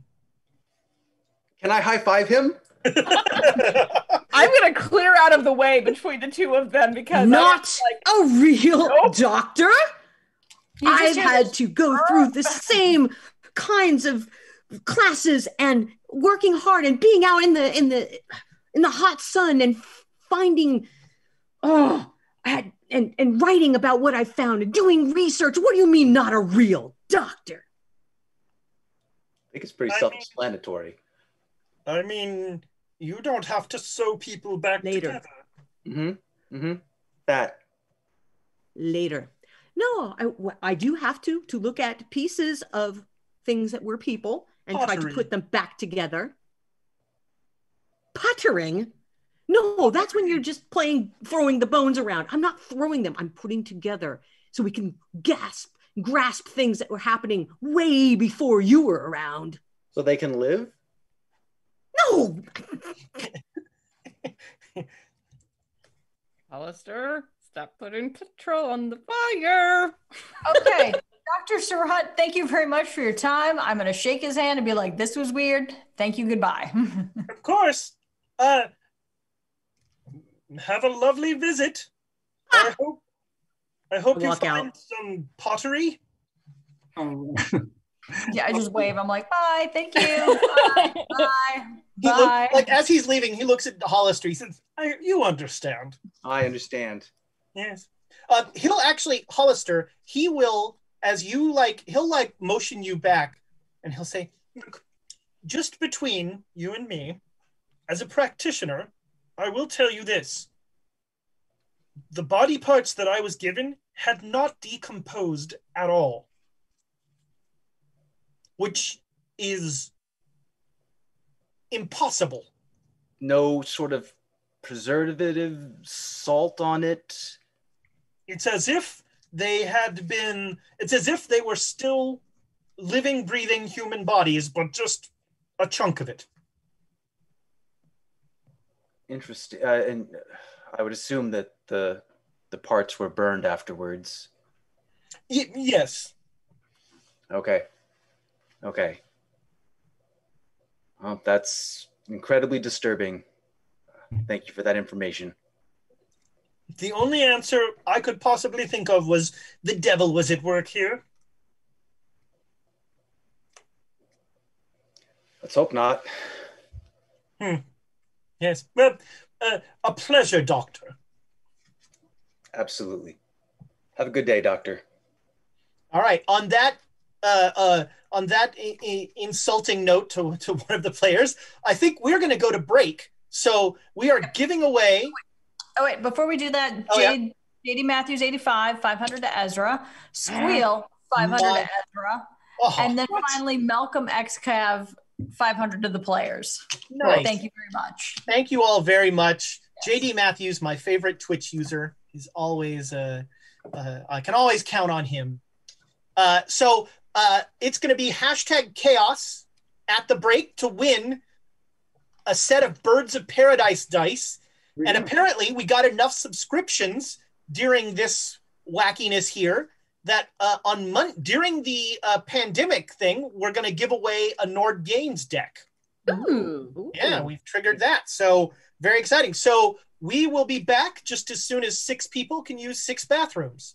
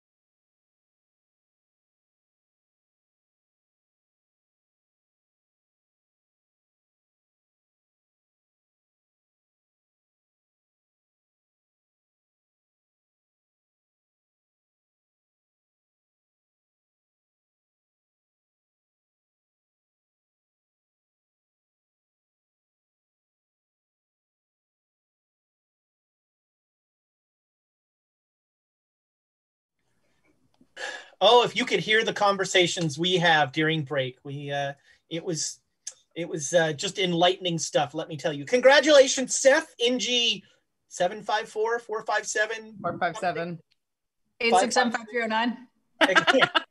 Congratulations for those dice.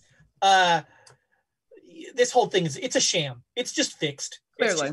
How can we give our friend Seth dice? Because we said, Seth doesn't have enough dice. That was really the problem we identified long ago, and we've started to fix that. The mother of birds is in the chat now. Thanks for joining us, Andrea. We're super excited. The as always, Birds of Paradise, the official dice of Quests and Chaos. Go to their Kickstarter. Get Amy those stretch goals. She wants a pin. Very much I so. want pins. Is it the Get bird pins. pin? Is that what it is? Is it just like a On a die. So it's a little bird like chirp like on a die like that. It's never mind. It's awesome. Yeah. It's so cute. I want a pen Ooh. personally, but that's That would be kind of cool. A pen with the Feather? Bird on a pen? That's I thought it would be a feather pen would be kind of cool. oh, there we go. Yeah, a quill. And Well, you don't see in the 457 gives 500 bits to Dr. Lamb only. There we go. to Dr. Lamb.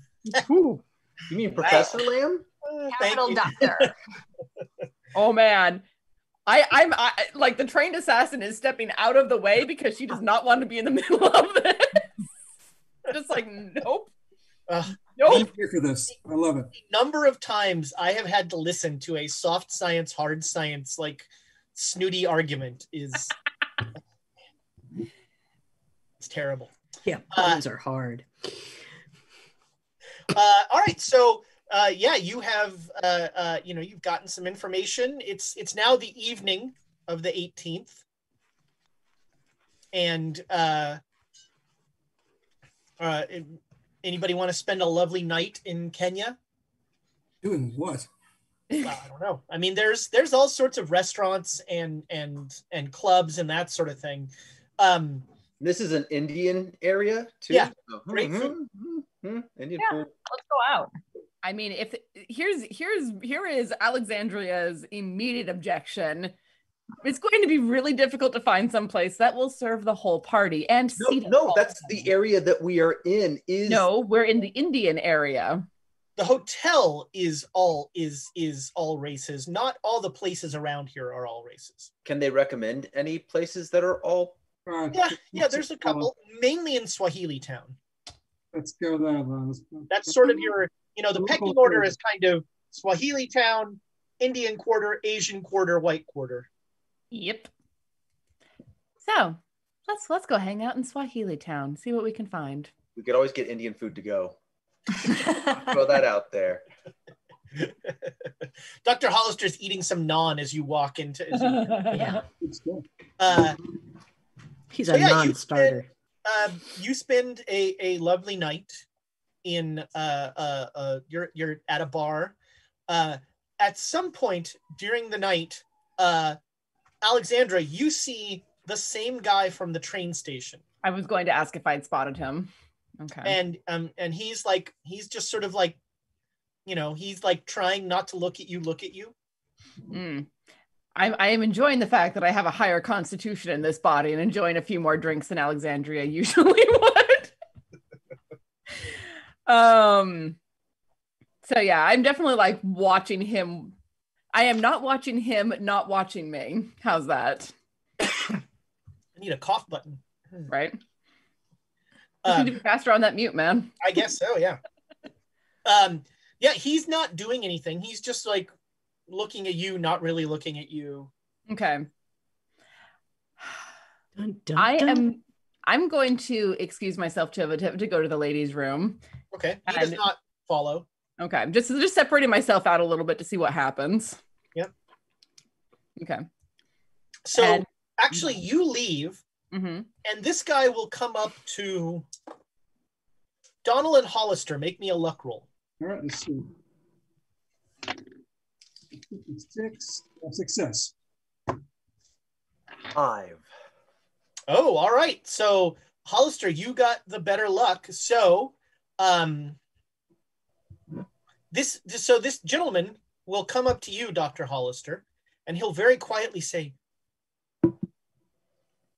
do you know who you're traveling with?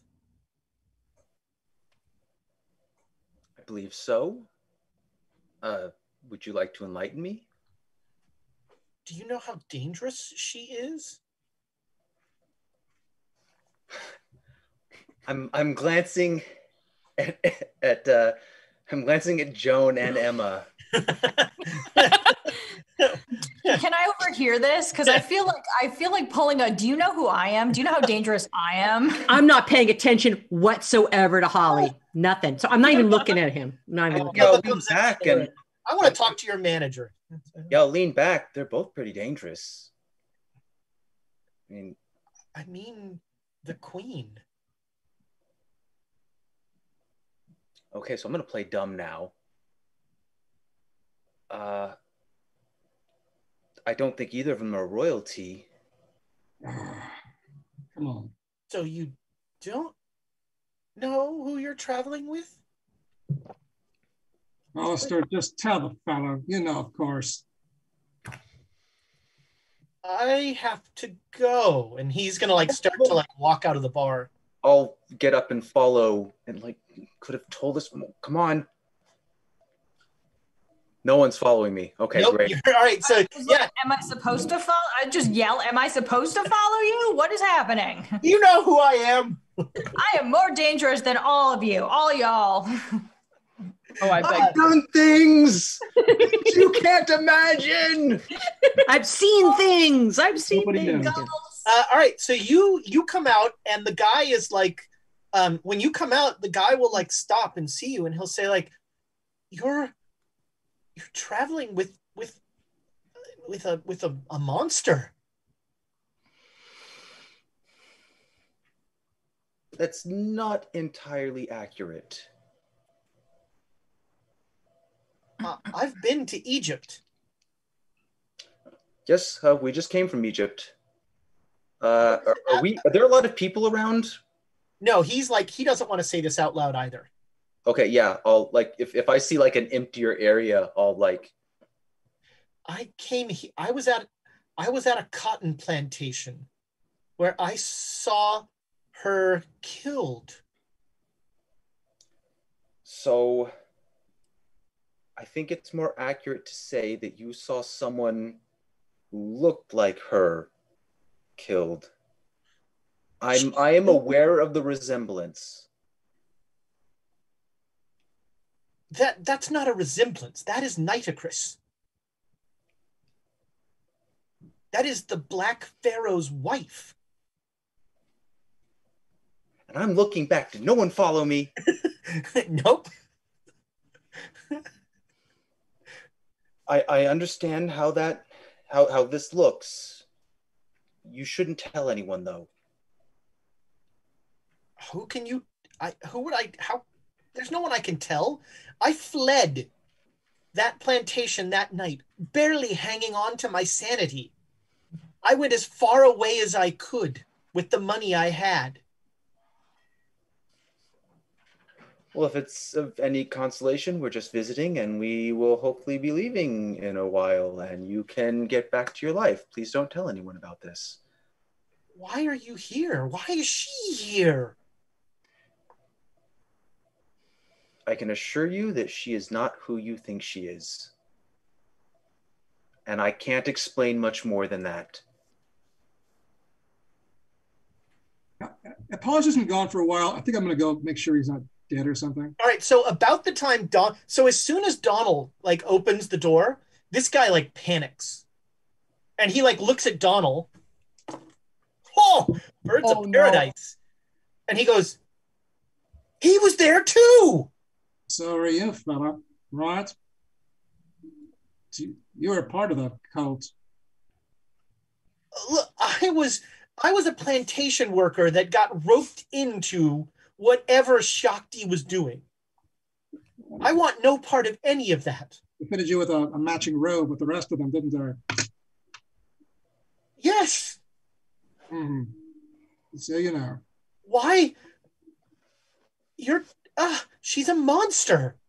Yeah, monster you were worshipping, right? And all your friends. No, it's a different. You're talking about two different people. He knows. He knows Hollister. He recognizes the form. Now, he knows what's going on here. Well, you come to this country, of all places in the world you could have fled to. You come to Kenya. It's cheap. I had no money. Africa's a big continent, fella. Yes, and the woman you're traveling with wants to rule it all. And maybe she will. I think she wants to cult us back. But maybe you can make contact with the fellows. What are you doing? No, shut up. Cult here, What are you? No, we don't need to be drawing attention. I don't have any people here. I'm alone. For how long, huh? I'm surprised you haven't killed me yet. No, we just might. I am standing between them. You should probably leave now. I should, yes. If I see you again, fellow, you know what we know. You're a liability to us. I just went to a bar. No, you know too much. I'm ushering him away now. Good seeing you. He will like skitter off. Oh, sir, why haven't we killed this fellow yet? What are we doing? Oh, he failed his listen roll. Just the look on Hollister's face was worth that. No, I can't just go around killing people. Yeah, he knows too much. Why didn't you kill the fellow? What are you doing? He was just confused. He's not confused. He knows exactly what's going on. No, he doesn't. He thinks that she stands out like a sore thumb, man.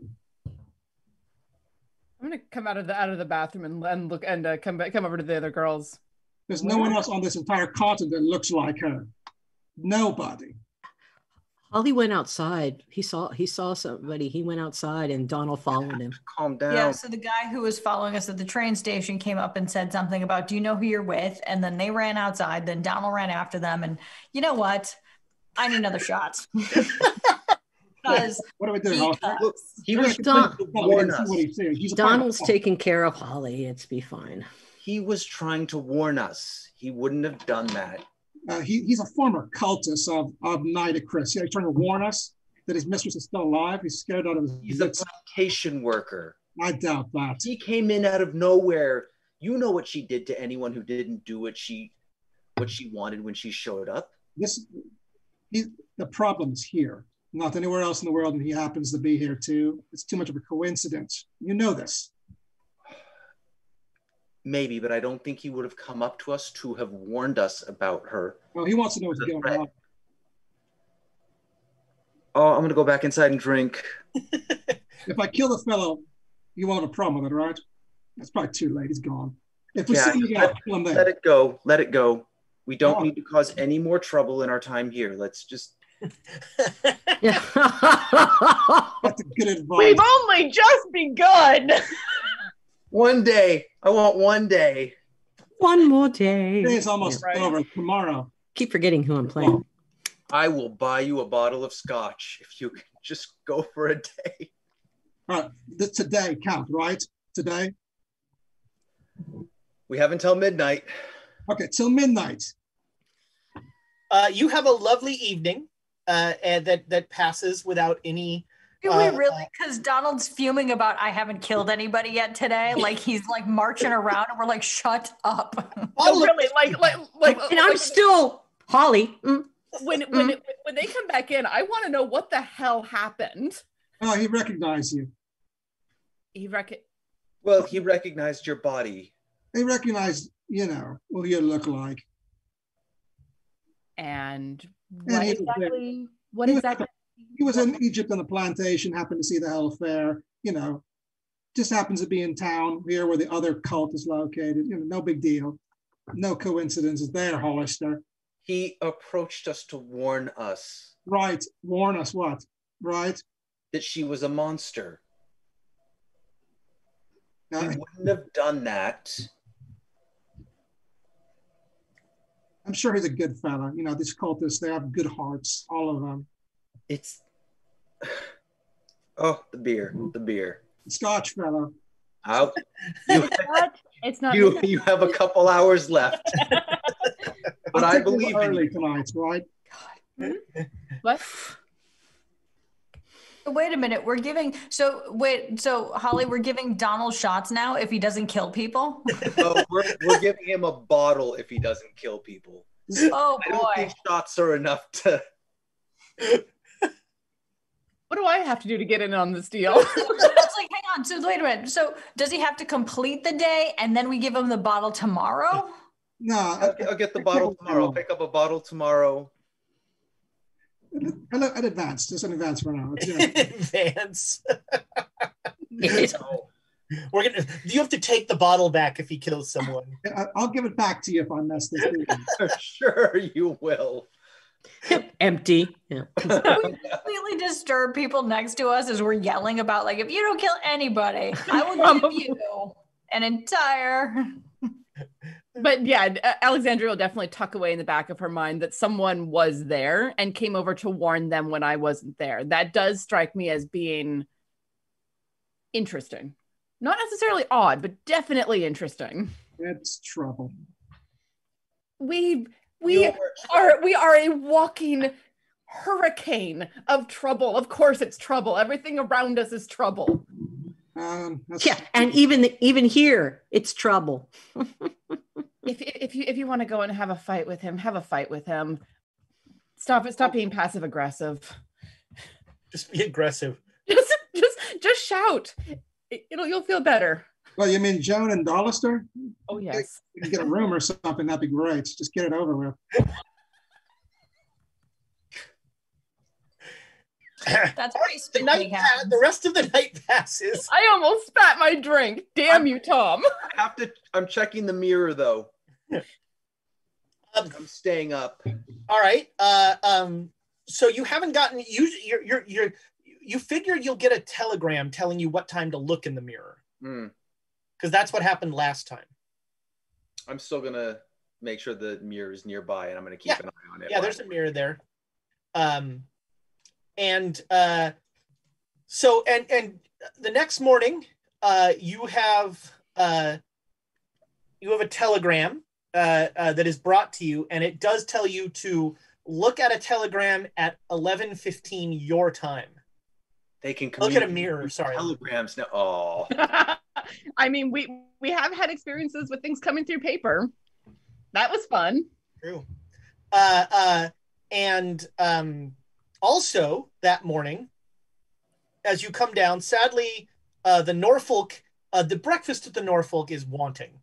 But it's it's fine. But sitting in the lobby is Creighton. All right. Fantastic. Oh, good morning. You ready to go? Not yet. There's some additional things we're still waiting to go through. As soon as we get the money. I'll just wait here then. I lean into him. I'm like, get me some explosives while we're waiting. Does he doesn't like, I was like, I beat him on the shoulder. I'm like, good man. Like, he's my guy. You say that and he looks at you and he goes, I'll see what I can do. Thanks. And don't tell them. They're sensitive about that stuff. What they don't know will hurt them. Yes, indeed. So I know, Hollister, you want to look in a mirror. Mm-hmm. Anybody else want to do anything today? I mean, did we want to get in touch with the KCA and try to set up a legitimate meeting which might not result in violence against us? I really don't want to deal with political stuff because we keep blowing that up whenever that happens. But it might be a good idea to see if, the fourth time's the charm. I can talk to some separatists. I know a little bit about being a separatist. Yeah. Well, I'm going to lock myself in the room and I am going to look over some of the notes that I have, because if we're gearing up for something, I got to see if there's any protection spells or things that I can do. I know I don't have the fast reading anymore, but if I look for something specific, maybe I can find it. And I'm just gonna forget about these guys until it's time to go. All right. Wait, I recommend to Joan before she goes up, look for something that would do that to people. Like, I wonder if it was Robert Carlyle and Benet that actually did that to all the tribes people. You mean the cutting? Yeah. Well, so Carlyle wasn't there. Right. Yeah. Okay. Yeah. But that's what I mean is that I suspect. Oh, that's it. Penhew. Sorry. But, I get them confused. Moira was. Yeah. On the plus side, Penhew's dead now. That's right. Gods. Although Stanford. So anyway, that's what I'm going to do while we're doing this. All right. Sure. So you'll find, like, Silvano did have notes about the Elder Sign stuff in his notes. There's also some really interesting stuff about time and time dilation and things like that. Okay. That is going to take a lot more study, but as soon as you see that fits right in with your, He's working with Joseph on that, and Silvano was taking lots of notes about it. Yep. Silvano was explicitly writing a guide on how to learn magic using the time spell as the basis. Right. At 11:15, you look in the mirror, and there's Rogers. Look, we're having this. I can't see you and I can't hear you, so I'm just gonna. Well, I mean, I haven't heard you yet, but can you hear me? Is anybody there? I tap on the mirror. God damn it. Come on, Aldridge. All right. If I move it to another room, it'll get better reception. Well, listen, I have the information that you sent, and the situation in Egypt's gotten a lot worse. The English have pretty much fallen back to the Suez. And we've also found some troubling information in regards to what we think might be going on at Grey Dragon Island. The Japanese seem to think that Stanford has some sort of weapon, some sort of super weapon.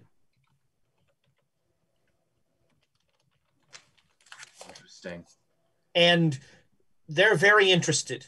So, do what you think you need to do in Kenya, but get to, the sooner we can deal with this Grey Dragon Island stuff, the better. I have tried with little success to get the OSS to look at this. It's unfortunately not a part of the world that we're trying to. We might be able to get a ship out of the Philippines to go do something, but the military is just doesn't see a threat. They don't understand. I'm going to keep working on them. So if you can get me anything concrete about this weapon or about what they're doing, that would be. I'm trying to sell this in a conventional sense to them. So if you can get me anything about that will be most useful. I'll look for your next telegram. God damn it, Aldridge, get this thing working. Okay. And the mirror waves again. I wave back. All right, so it is it's lunchtime on the 18th. On the 19th, sorry. 19th. Yep. Mm-hmm. All right, does somebody else want to talk to the KCA? And It was the 9th. Oh my goodness. I'm interested. Do you guys recall anything about a weapon on Grey Dragon Island? The report was something to the effect that they were going to use some large bomb to further along the process to open up the path to the elder god or what not. It had something to do with that that power source that was on the boat, I think. The The green one that stuff? blew up? Yeah, that's right. Yeah, The green stuff that made me feel really sick. it's a strange metal. Was that a meteorite or something like that? I don't know what it was, but whatever it was not natural and kind of awful. Right, but I remember that was Jack Brady, isn't the fellow who said they had a bomb on there? Yeah. He told us about the bomb, and he was concerned about them using it as part of the ritual to speed the process along. Yeah, to tear a hole in the fabric of reality or something. Right.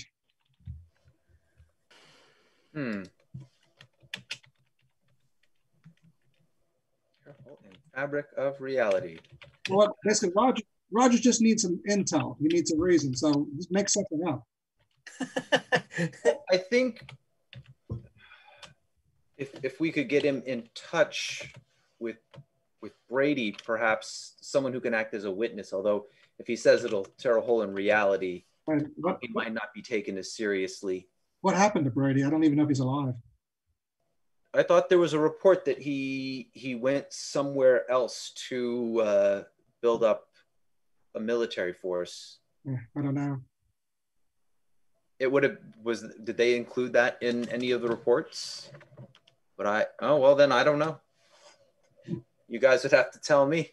I mean, I thought he was going to meet us on the island. He brought the tank along, and you read what happened to the tank, right? Nothing coherent. I couldn't quite make sense of that, actually. A tank made out of body parts and flesh that screamed. It's not actually terribly coherent. It's just accurate.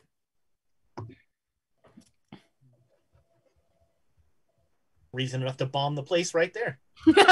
Again, that's another hard sell. Yeah, so the whole super weapon thing, that's a good reason. If the Japanese want it, they have witnesses, right? They were there. They have enough of their people that were there they can speak about what happened on the island.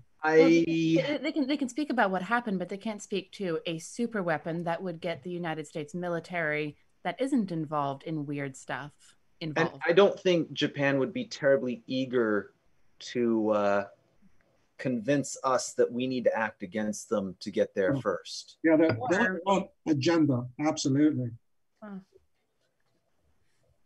So I guess all we can tell the Americans is the Japanese are going to beat us there unless we do something.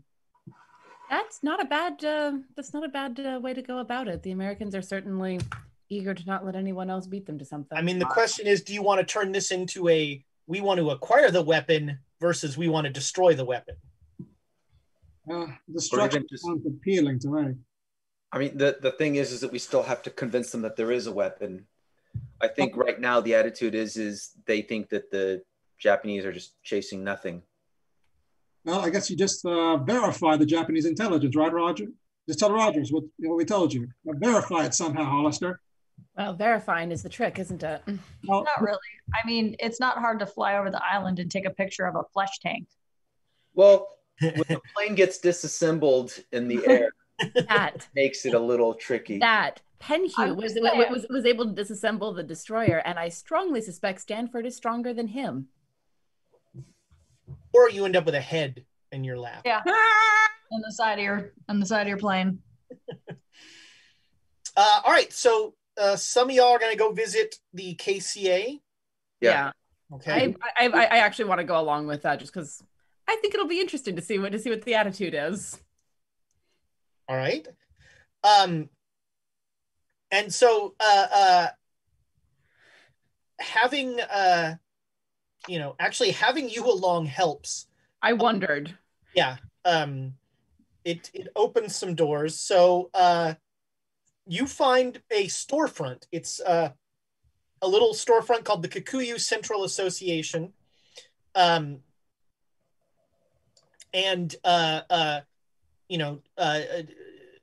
You are you're ushered in, and when you ask to speak to Johnstone, they will put you in they'll say, sure, hold on, and you're essentially like in a storeroom. You're like sitting on crates and stuff.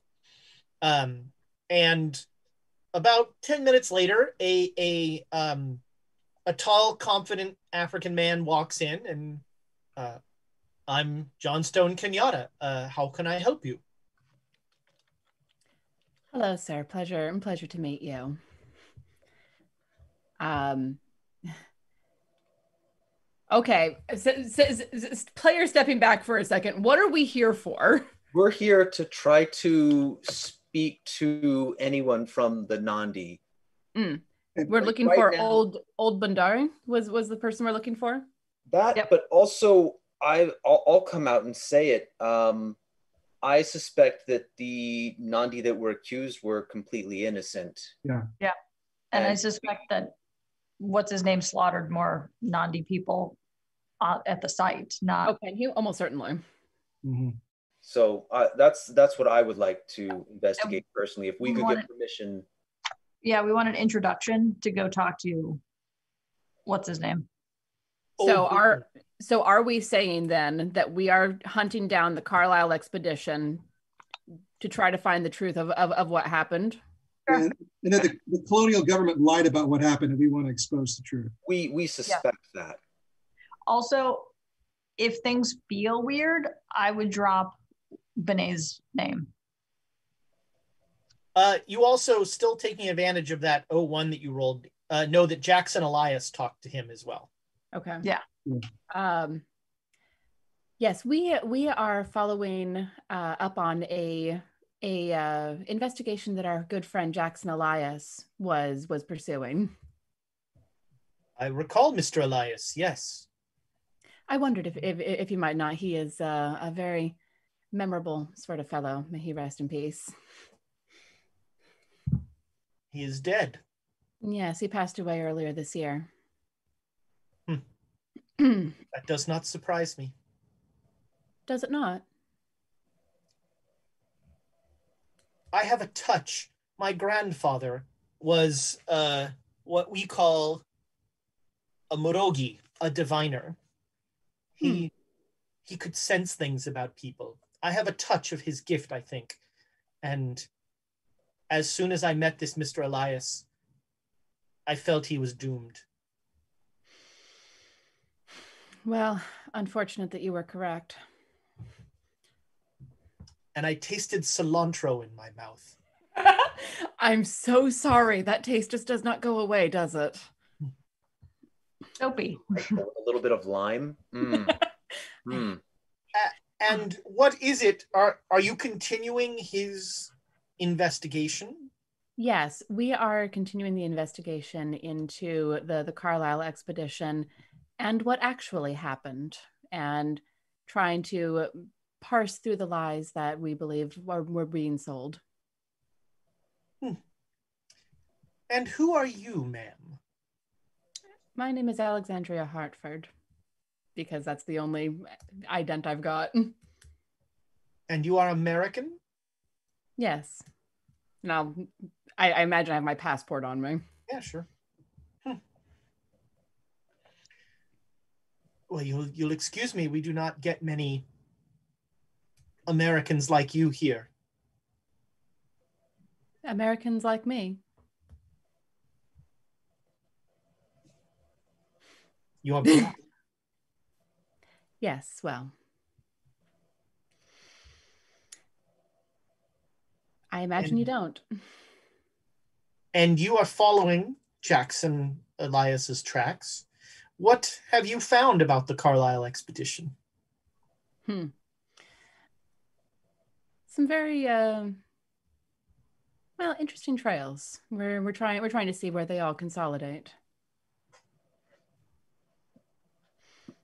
We were hoping to be able to. I believe that you may have a friend in the Nandi lands.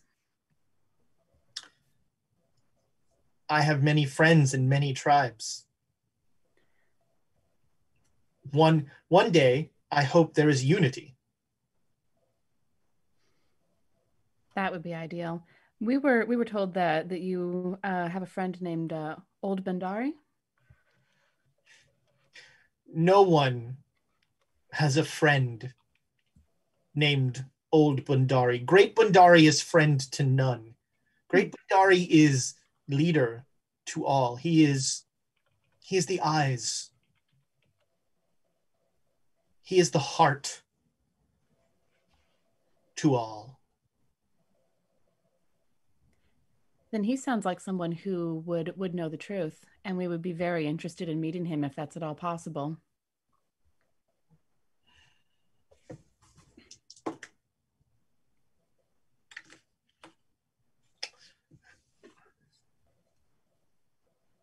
If it is truth you seek, Bundari will show it to you, whether you want to see it or not. That is my concern, is that truth is a harsh light.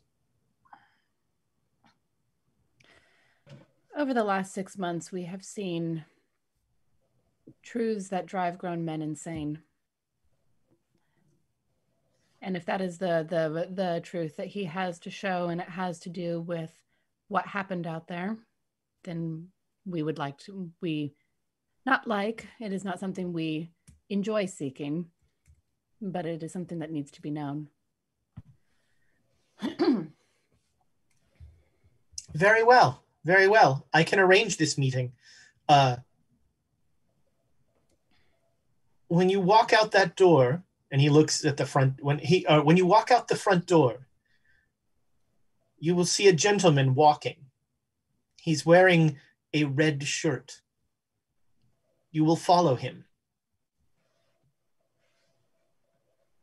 He will take you to Old Bundari.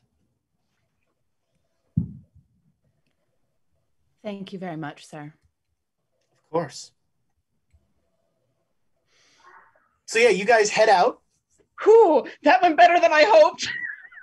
And there's a guy walking away with a red shirt, and you follow him, and he starts to lead you on just a winding path through Swahili town. You're getting turned around. It's unlikely that anyone could follow you. And he walks into a warehouse. Are you going to follow him in? Yeah, let's follow him. Let's do All this. right. Inside is a truck. A large, a big old truck with a canvas cover over the back. And the guy in the red shirt is now in the driver's seat. And he thumbs back at to the truck. You got your truck, Alistair. All right, we hired Creighton for nothing. I'll give Emma a hand up into the truck. And in the truck is Johnstone Kenyatta. And he says, I will make your introductions, but I could not have anyone think that that I would be joining you on this voyage. Certainly. I understand the need for stealth. And I'll glance over at Donald. And so, yeah, you start to drive out, and Johnstone says, I should warn you that Old Bundari will offer you tea. And this tea is laced with some fairly strong hallucinogenic properties. And would it be rude if we refused? I don't think it will be rude, but you will not be afforded Old Bundari's gifts if you refuse. Lovely. That is a choice you may each make individually. All right. Thank you for the forewarning. So you drive for a couple hours. You are out of town. You are out in the veldt. Like if you look out the back, you're getting a little mini safari here. The roads are terrible. It's bumpy and an uncomfortable ride. And it's hot. Although actually it's cooler because you're at elevation now. So it's not as bad as the flatlands. And in the distance, sure enough, you see, if you look forward from the truck, you see the two almost like, they loom so large on each side. You see the two mountains, Satima on the left and Kenya on the right. Kenya definitely larger. So after about a 3-hour drive, you stop in a village. There are huts all around, and Johnstone says, we are in a Nandi village now, and please leave anything that might even look like a weapon in this truck. I promise you, if you mean these people no harm, you are in no danger. And Alexandria will just like huff out of breath and be like, clang, clang, clang, clang, clang, clang. There's only 4 now after 2 got turned into snakes.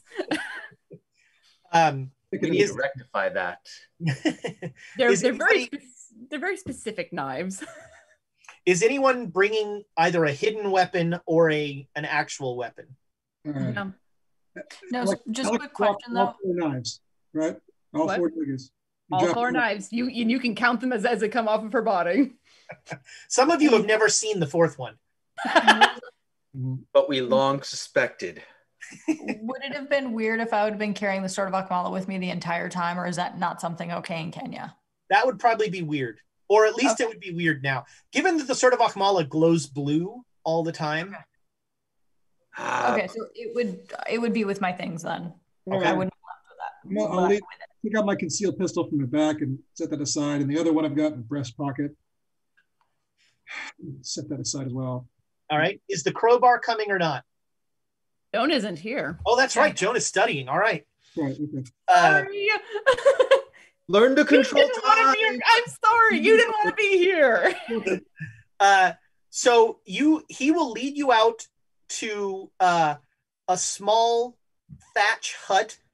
There is a weird greasy smoke emitting out of the hole in the top of the hut.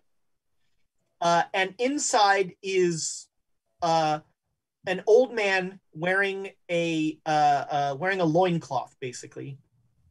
And when you come in, he looks up and like his eyes, it's not clouded. They're just white. There's no pupils in his eyes. Medicine roll. He's blind. Oh, yeah. But he's the eyes of all. Johnstone says something in a language that that Nitocris knows. Good for her. She'll offer to she'll say like, if you let me be in charge, you'll understand what he's saying. That's all right. I can muddle along without needing to know what's going on. Hasn't killed me yet. And so Bundari will pour 4 cups of this kind of gross looking, you were told tea, but this is like a cup of soup. It's thick and it's gritty. And Johnstone will say to you, Bundari offers you a drink. I drank worse. Yeah, thank you. All right, yeah, it goes down surprisingly better than you expect. And Human really gives it the okay. And as soon as you finish the drink, the first thing you notice is that you can understand what Bundari is saying. And that is why you grind the kidney. You don't chop it. Oh, It looks like the tea is kicked in. Welcome, children. I am Bundari. And you seek the mountain of the black wind. We do. And how to seal it. How to seal it? I see. I see. And tell me, who, and he looks at Alexandra, who are you?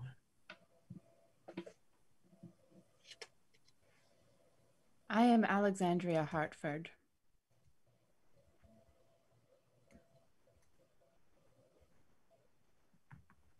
And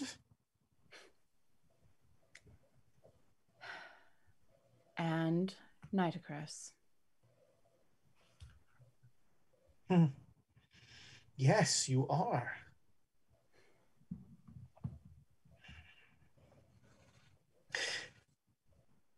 I understand what you wish to see. I can show you. It will not be present. It will not be something you want to see, but I can show you this mountain. I can show you the mountain. I can show you how to get there.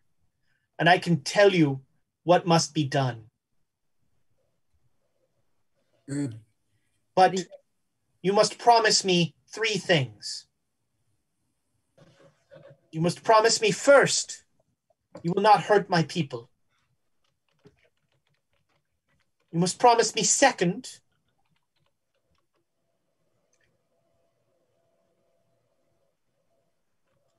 that you will not, you must promise me second, sorry, I'm making these promises up as I go. You must promise me second that you will allow me to die in peace.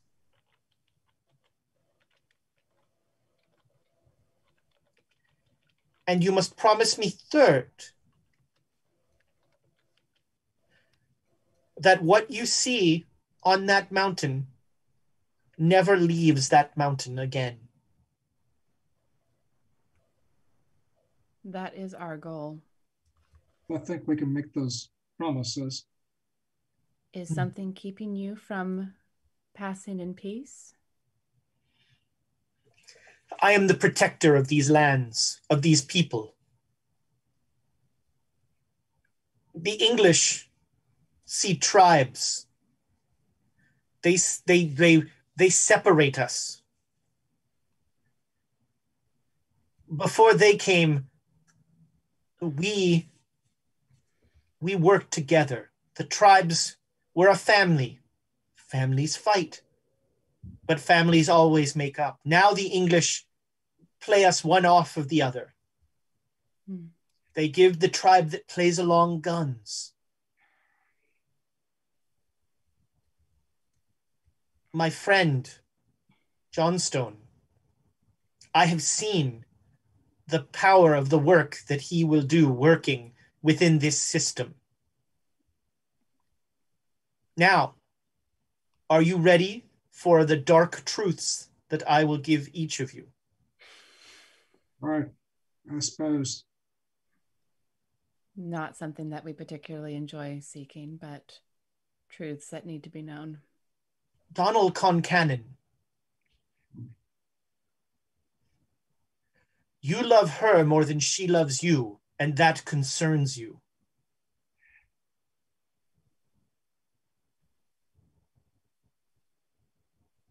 Hollister, you're sure you're doing the right thing, and that concerns you. Emma Navarro,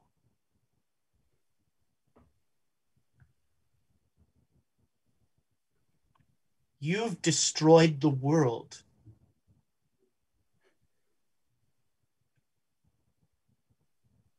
And that doesn't concern you. I was waiting for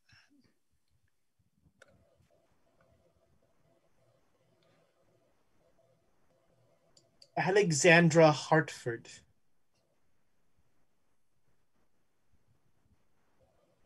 Your body lives yet. You must find your mother. But to do this, you will doom many, many people. Nitocris, you will rule all of Africa.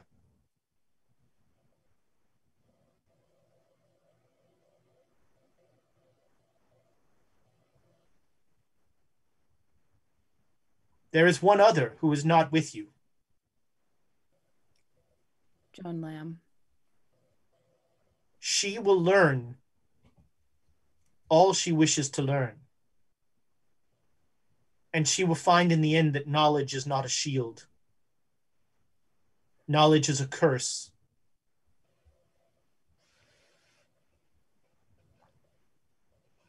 And for some reason, I see a gorilla.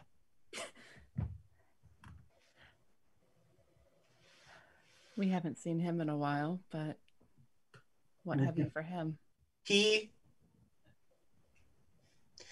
has taught a new people of the dangers the world face.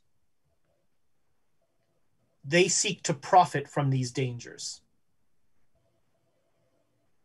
much as all so-called civilized nations try to. This is not something that can be appeased. And they will learn this at their great detriment.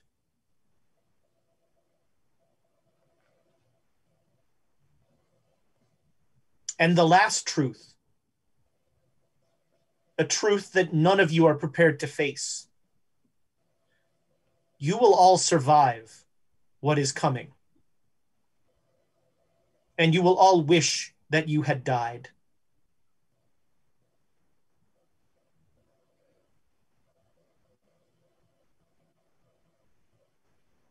Mount Satima is the mountain you look for. There, you will find the beast.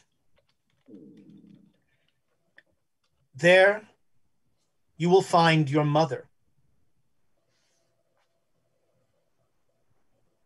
And there, you will find Imweru.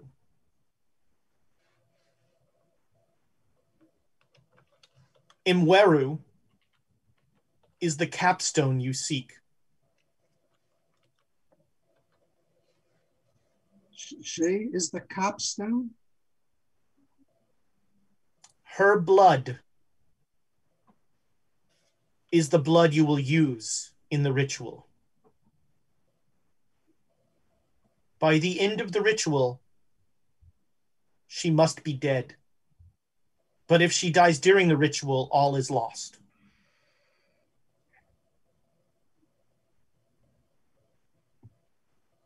Now, I have a gift for each of you.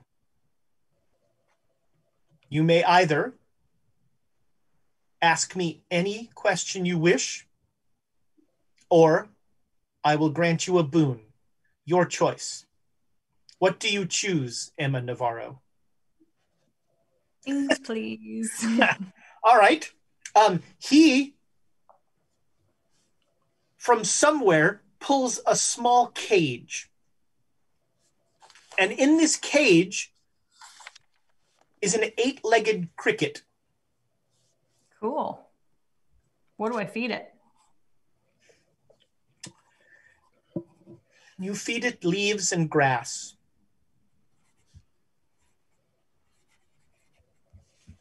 This is my friend, who is not what she seems. What's her name? Who is not what she seems. Oh, that's her name. Okay.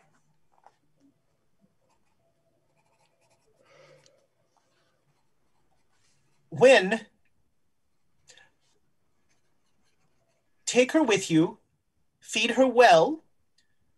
You need but open her cage and free her to be of service to you. But remember, Do not let her out until you reach the mountain of the Black Wind when you are in need of a friend. Okay.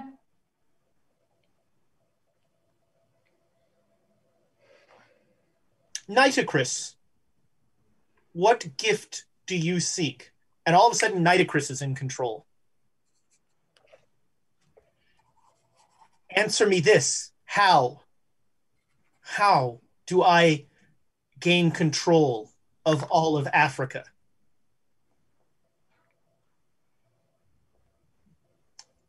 Self-sacrifice.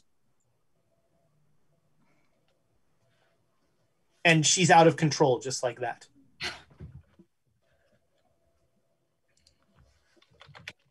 Alexandra Hartford, your choice.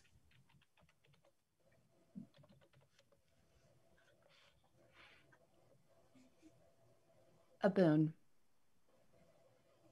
Very well.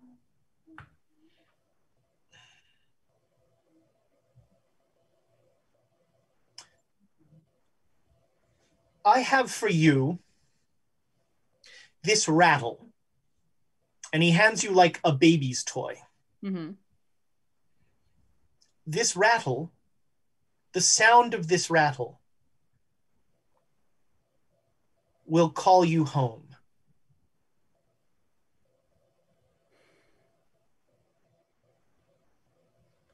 Thank you.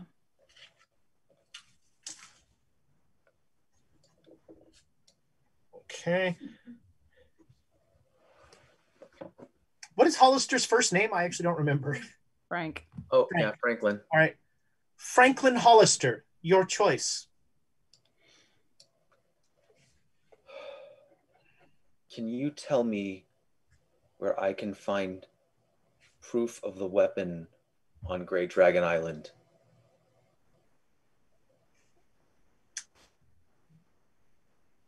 Some proof at the Mountain of the Black Wind. Some proof was in a warehouse in England. But now, almost all of the proof is on Grey Dragon Island. The weapon nears construction. Thank you. Donald Concannon, what is your choice? Great one. You've already answered all my questions. I just, I guess all I can ask for is a boon as well.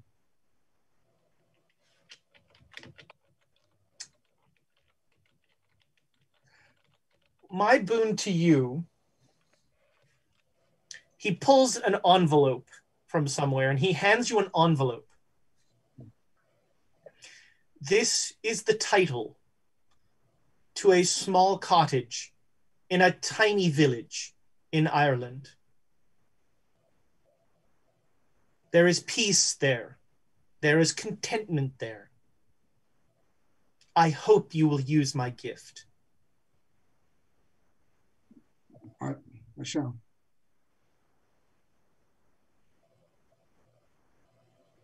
Very well.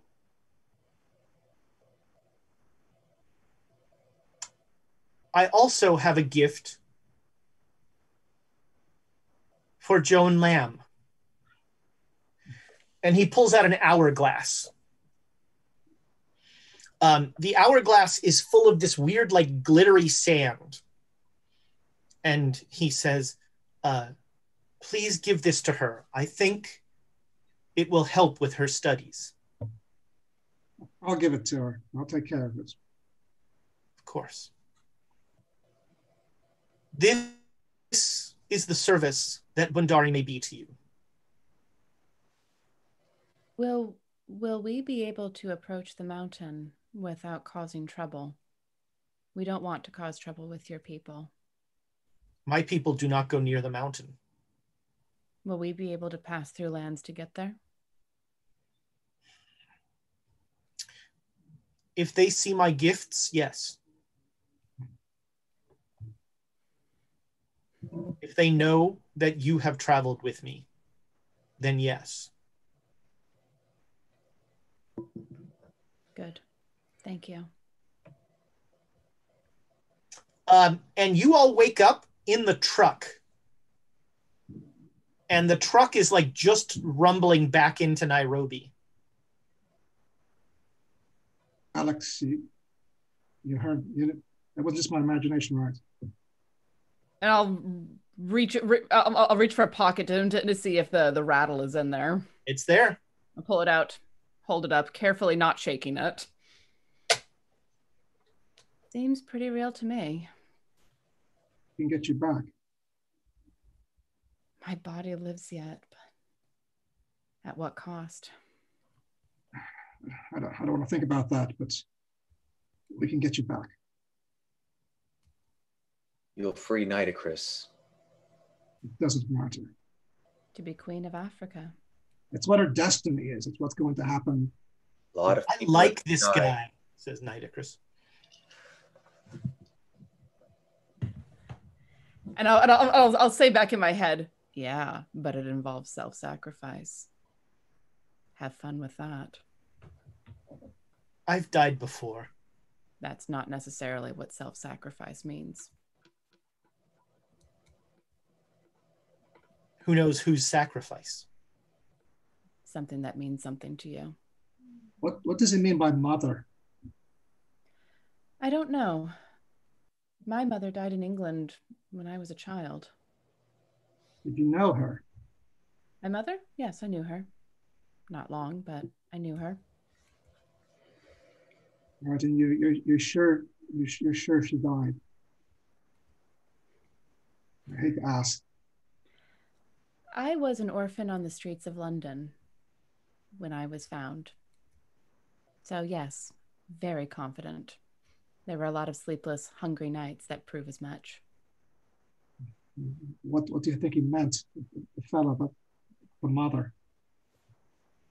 Well, there are more ways that someone can be a mother, I suppose. I don't know. We were told that he speaks in riddles. I suppose we'll have to go to the mountain to find the answer to that one. All right. I think we have everything we need, right? Right, Alistair? We just need to get Joan and the things that we need to get out there. Good. But don't we have to wait for the full moon? Or is this one different? Well, You're the evil. you know, I mean, to do the sealing, you have to wait. Yeah, the sealing ceremony has to happen at the full moon. Ooh, we've got 2 weeks. Shit, we were too fast. Well, we can still clear the evil away from there, and I don't know how we're going to do that. 2 weeks to figure out how we're gonna. And I'm assuming the ritual is the same. We need to find more. No, because it's just the one lady. We're just using Imweru, although how her blood is considered innocent. Damned if I know. She's at the mountain. That's what he said, right? She's already there. Or at least that's where we will find her. Whether that means she's there now, or or she will be there when we are. I imagine she'll have some cultists there as well. Likely. They tend to travel in packs.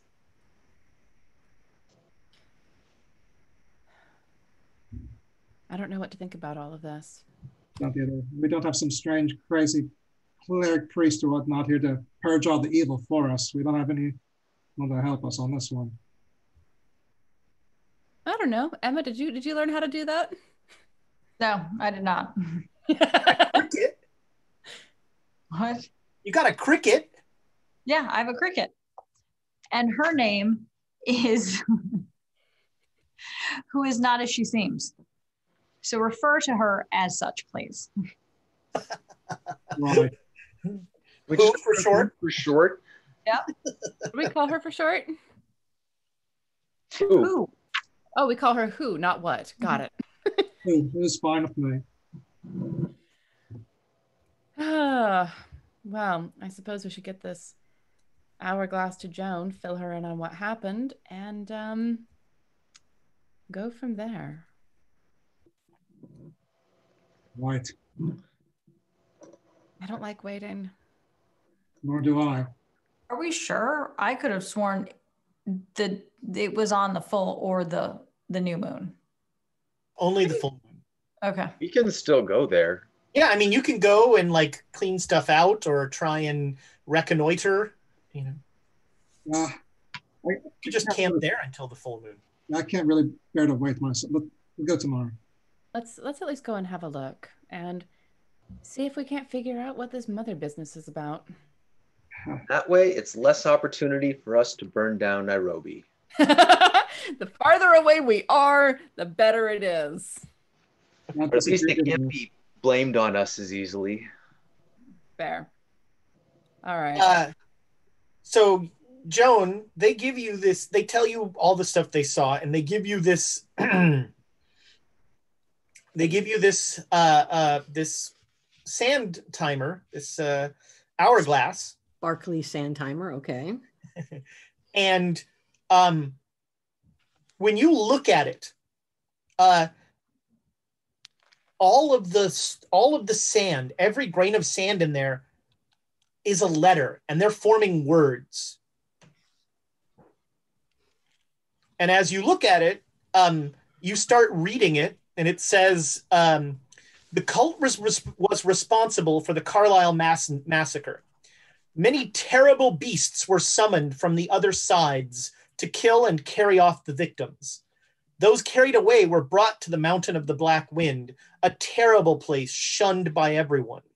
It is so called because a dread god inhabits it, the beast. Even the greatest spells cast against it have no effect. Once per year, at the full moon, the Black Wind is unleashed, which brings plague, famine, and disaster. To satisfy the dark god, the beast, the cult abducts villagers and sacrifices them. Then the god appears in all his terrible glory. He is as tall as the mountain itself. He has no face. Only a blood-red tongue hangs down from where the top of his head should be. Monsters of all descriptions attend him. The mere sight of this hideous god can drive men mad. The god's priestess is Imweru. She lives in the mountain. It was she who prophesied the coming of the god's child, part human, part monster, who is soon to soak the land with blood. Ancient tales speak of a great sign, the eye of light and darkness, which could forever chain the cruel god within the mountain, but no one knows what this sign might be.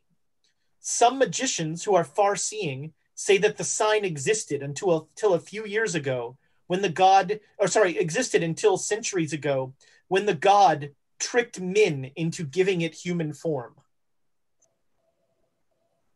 You guys get that? He's been alive that long? That long.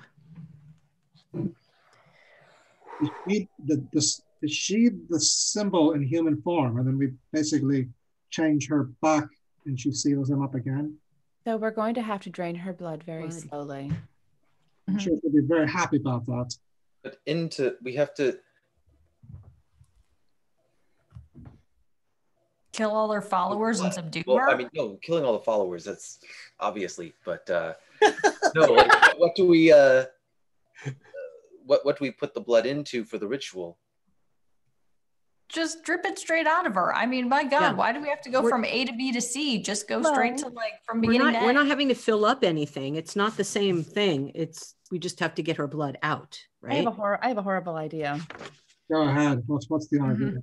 Well, if she's the symbol now, if she is the eye of light and darkness or the capstone or whatever, draw it out of her, squirt it back into her somewhere. Possibly in her eye. Wow. That'll be fun. It didn't say anything about having to fill anything. It just said we needed her blood. Right. We had to drain her. This is a different ritual, right? This is a different process than we did in Egypt. Right? It's theoretically the same ritual. The same words. Yeah. But we don't have the same props. The same words, the same drum beats. But what do we do with the blood? Do we spill it on the ground? What happens? Drip it in the mountain? Do we need more? That's what I'm thinking. We need more volunteers. We have to find some volunteers to go to the mountain. It just said we need her blood. Just her blood. Just her blood. Oh, thank goodness. Now, having other people chant to spend POW might be very useful, but yeah, because I got none left.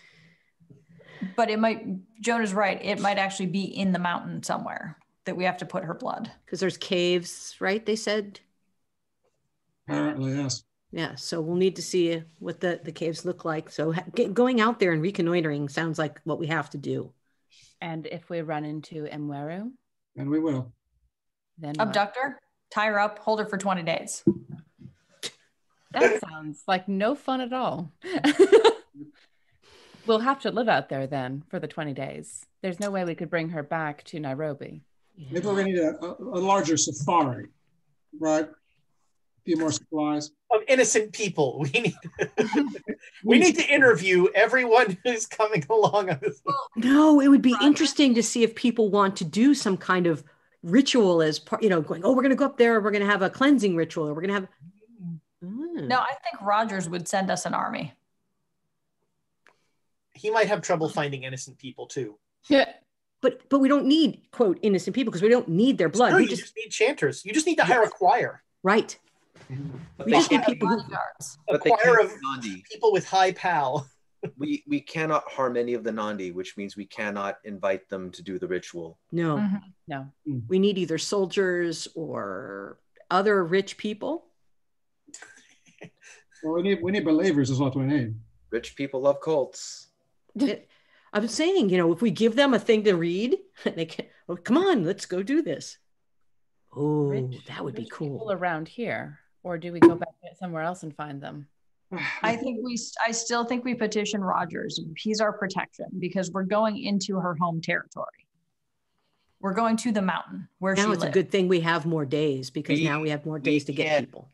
If Rogers is involved, I can't guarantee that we won't be breaking promise number one.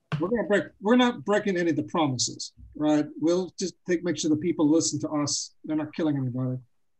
Keep it from saying that. If Rogers is involved, can't guarantee anything. Now, if they're soldiers, they'll do what they're told. Yeah, they'll follow their orders from Rogers. Absolutely. Got it. So So Rogers' Rogers- orders are not. But we're in Yeah, charge.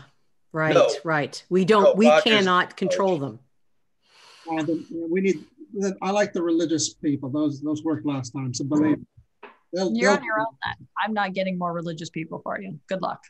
Plus, this is We- a Protestant place. Yeah, we Yeah, have 20 that's what I'm saying. days, so we can put out advertisements saying, come join us on this mountain trek and we will take you there. We could find something like that. Okay. Like what are we telling them? What, they're going to do a ritual with us in this mountain? Yeah, For the that we entire have night? an old African ritual that they can be part of and they Where can we- learn more about Beat the a woman to death on that mountain, right? That's what they're going to be there to watch. Maybe don't lead with that. Yeah. Maybe leave that part kind of behind. They're It's a going to. tough sell. It's there's gonna have to be some workshopping for that one. Yeah, The boys in But I- marketing. they're gonna have a hell of a time.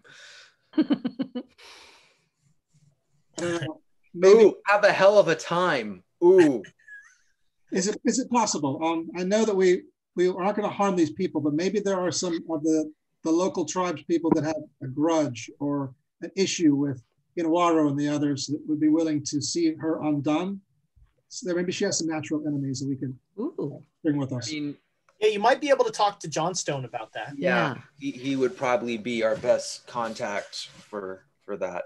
Stressing, of course, that our goal is very much not to hurt any of these people because absolutely not no. no. Not there is no if, just no. And so we're not, we're not taking any of their blood. No, it is entirely, and then they will not be the kinds of innocence that we had before where we had to try and talk around things, which would be Right. helpful. All right, so it is now the night of June 20th. Sorry, yeah, I was like, what? We jump forward a day? no, it's the night of June 19th. Sorry, But it'll be the morning of June 20th. that's right. Yeah, by the time you get back, it is well past dinner time on the 19th. And I'll tell It's drinking time. Brayden that we're gonna leave tomorrow. Well, that's excellent news. I'll be ready. What time? Unless someone objects to that. Maybe we get. Yeah, it's fine. I guess it's fine. We need to look at this place. We do need to go and at least have a look. Let's do it. Great. I'll be ready tomorrow. No problem. Did he go Scottish on us?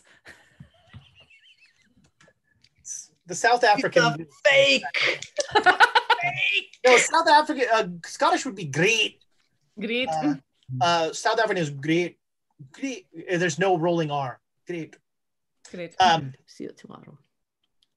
So yeah, you'll. I guess you're gonna rest up. Yeah. Infuse yourselves with alcohol. Donald didn't kill anybody today. Yeah, I guess. Yay! I think Donald negotiate that. He seemed to be in a better mood at least this evening. So I did have one question about this hourglass. Is it done now after it's poured, or? So you didn't know it's. I mean, you just saw the words, but It all comes out, and then so that was the words that came out in one batch. Yep. Okay, we'll have to talk about more batches. Well, so I'll just mechanically, every time you use the hourglass, you're gonna get a day's worth of reading done in an hour. Ooh. But it's gonna cost you sanity. Well, that Because books. All right. Okay. Stay out of school, kids. You guys did tell me research is not a shield. Go to So- medical school. yes, no, we absolutely told you exactly what he told us that you will find that you'll get the learning that you're looking for, but it ain't gonna protect you. But it's a tool, and that's what's important. I don't think they said that. You can take that away from it. I mean, I suspect that if Hollister says that, Jonah is just gonna be like, So yeah, you bright and early the next morning, you are off on safari. Creighton has a truck, one truck full of tents and all of your guns. He's, you've got really good taste in guns. Thank you. And Donald has his bottle of scotch. Yeah, that's right. Yeah. He didn't kill it all last night. I'm impressed. Well, I don't think it was too late. It was towards dinner. It's not too late. It's definitely not too late. To buy a bottle? Where would I buy a bottle of scotch that late at night? Oh, I'm sure you can do it. It was only just dinner. Yeah. And I mean, Donald's actually would share the scotch. He was looking kind of a pretty good dude. Is that a luck roll to see if I could find a place that's selling? You're good. You found something. Okay, good. All right. You've probably stocked up because you don't want to not give him the bottle and then see, he's like, well, now I get to kill somebody. Yeah, I should have some spare bottles in case he's like, oh, this person. I'm like, for a bottle of scotch, 2 bottles of scotch. Porter, Fine. scotch. Porter, scotch. So you will head out, and it's the trip to Satima. You will get fairly far the first day, and then Creighton will start getting, he'll start working with you guys to get the camp set up for the first night. And we make it abundantly clear to him to not harm any of the natives, that we have a deal. If they show up, call one of us, we'll clear it up. All right. Yeah, I'd rather not harm anyone. Okay, if we want to shoot some animals, it's a safari. Is there anything you really want to hunt? Mm-hmm. Talking gorillas? if They're endangered, If we run across one, we'll talk about it. Capturing them, that would be awesome. It would be. Flint shudders somewhere. So why do you guys want to go to Mount Satima? I've heard there's interesting things there, the caves and whatnot, maybe even this gorilla that you speak of. Oh, well, I'm very interested. This will be a good story. I can, maybe I'll bring more people up here, although they'll have to make that deal with the, you guys made a deal with the Nandi? Is that? Yes, we did. Mm-hmm. The peaceful travel. Well, that's impressive. That's impressive. Yeah, and to that end, I do have the thing with me. Hourglass with you, yeah. It's not next to the crowbar. So, are you setting watches or anything? Oh, yes. Yeah, so that's what we do. Creighton will also take a watch. There's wildlife out here. You never know. Those hippos. They're very dangerous. Although the most dangerous animal out here, you wouldn't expect it, water buffalo. Ooh. Really? They're mean. But why so dangerous? More dangerous than the hippos and the elephants and whatnot. Because they remember. This is true. We went to up in Santa Rosa. There's like a safari West, and the most high security part of this safari is where the water buffalo are, because apparently water buffalo will just trample you for doing something they don't like, and they'll remember you. And they'll I was telling stories about how farmers would get killed days later and stuff. It was, so they're they're more cautious around the darn water buffalo than they were around anything else in the safari.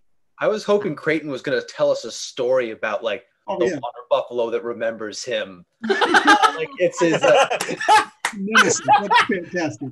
It's still out there to this day. It swallowed a clock. Oh, that sounds good. That's why they call him TikTok, right? Yeah, that's right. I am.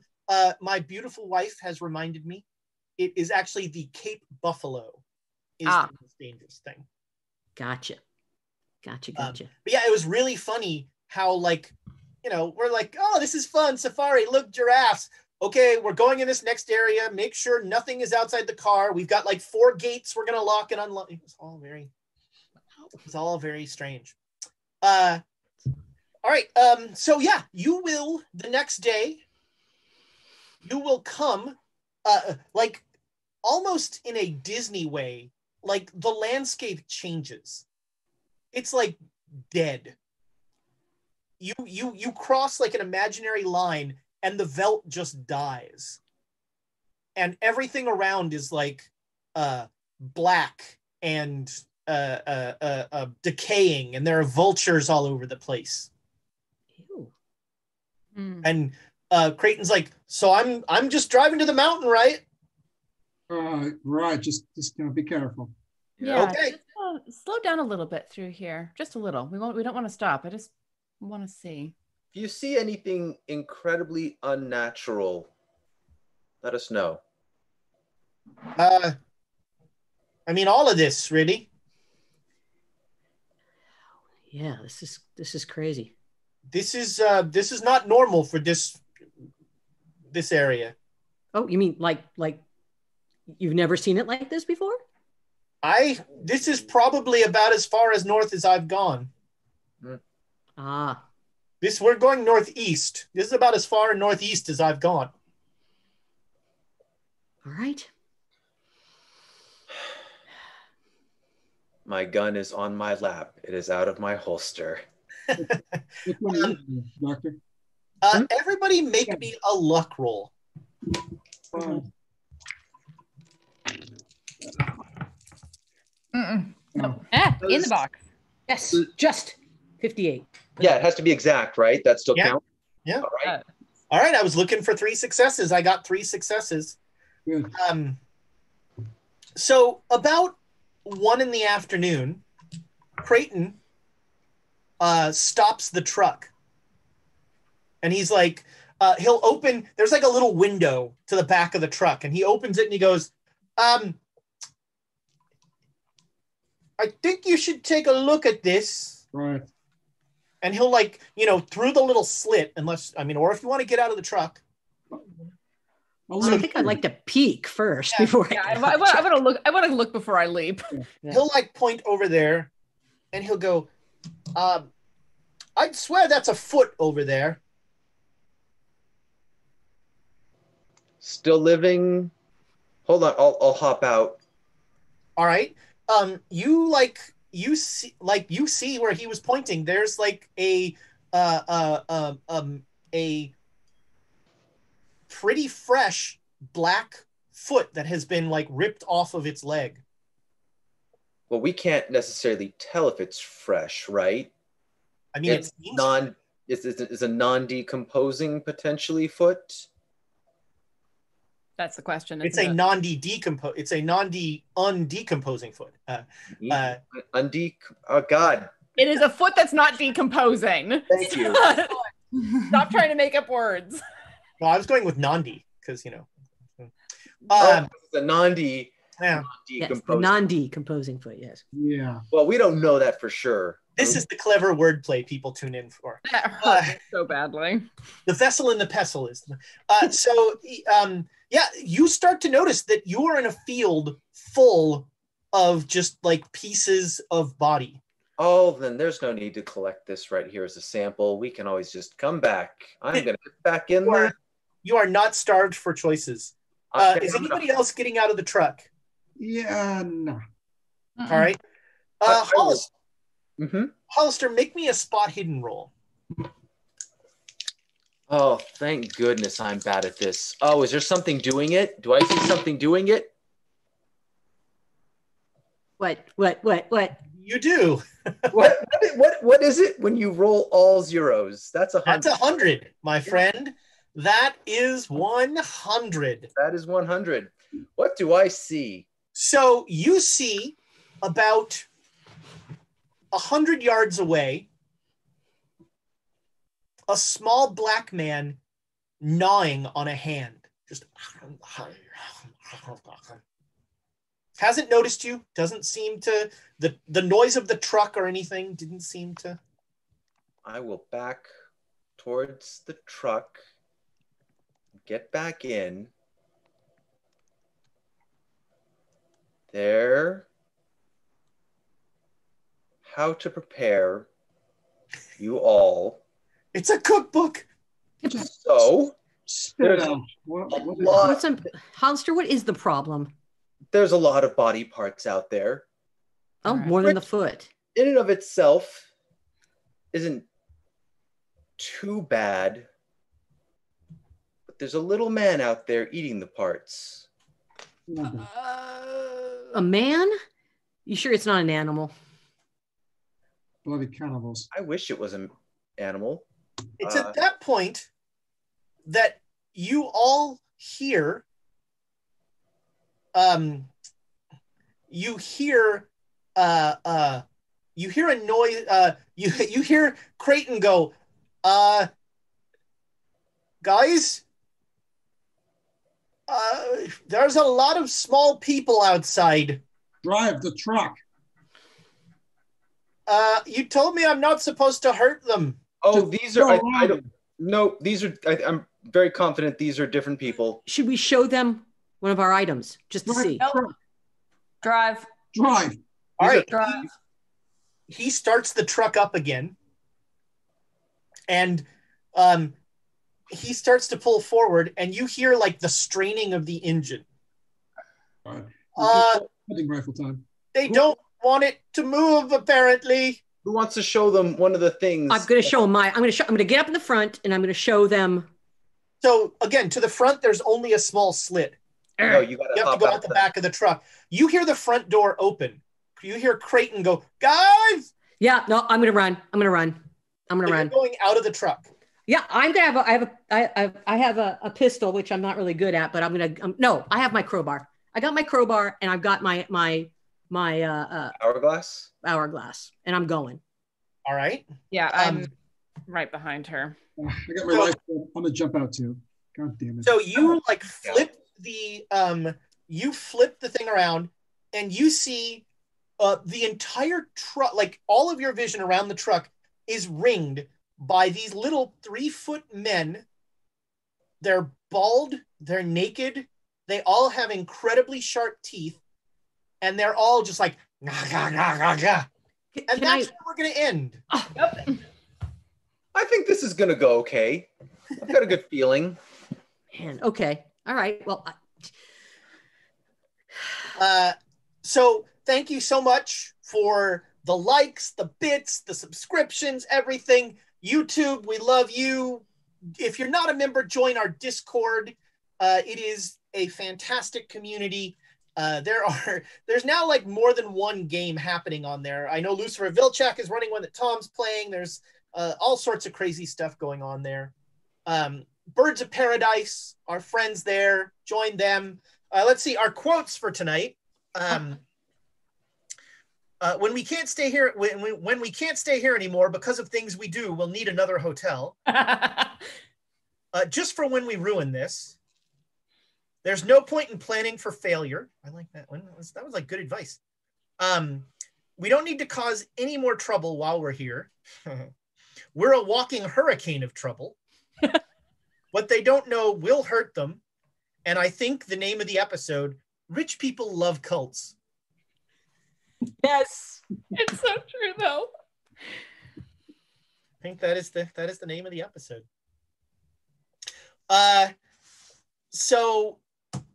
Once again, a full week, 2 new shows, 2 new Quests and Chaos shows this week. We've got Sunday, that's tomorrow by my calendar. We've got Pandemic Legacy Season 0. They'll be streaming at least 2 episodes. My bet is they play 4. I'd like to. That'd be cool. That'd be cool. You guys can do January, February twice. Yeah, that's right. Yeah. Yeah. Much faster. Yeah. So Sunday, Pandemic Legacy Season 0. Monday, Dragon of Icespire Peak. Tuesday, it's election night. If you, by the way, vote. Please vote. I don't care. I do care who you vote for, but more I care that you vote.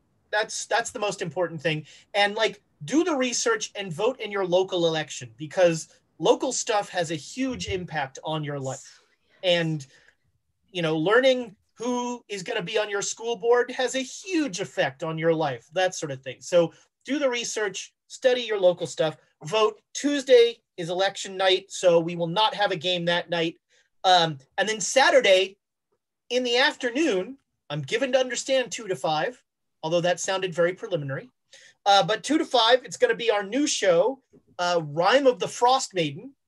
And again, worth it just for James and Tossie. Like, I don't even know who else is involved.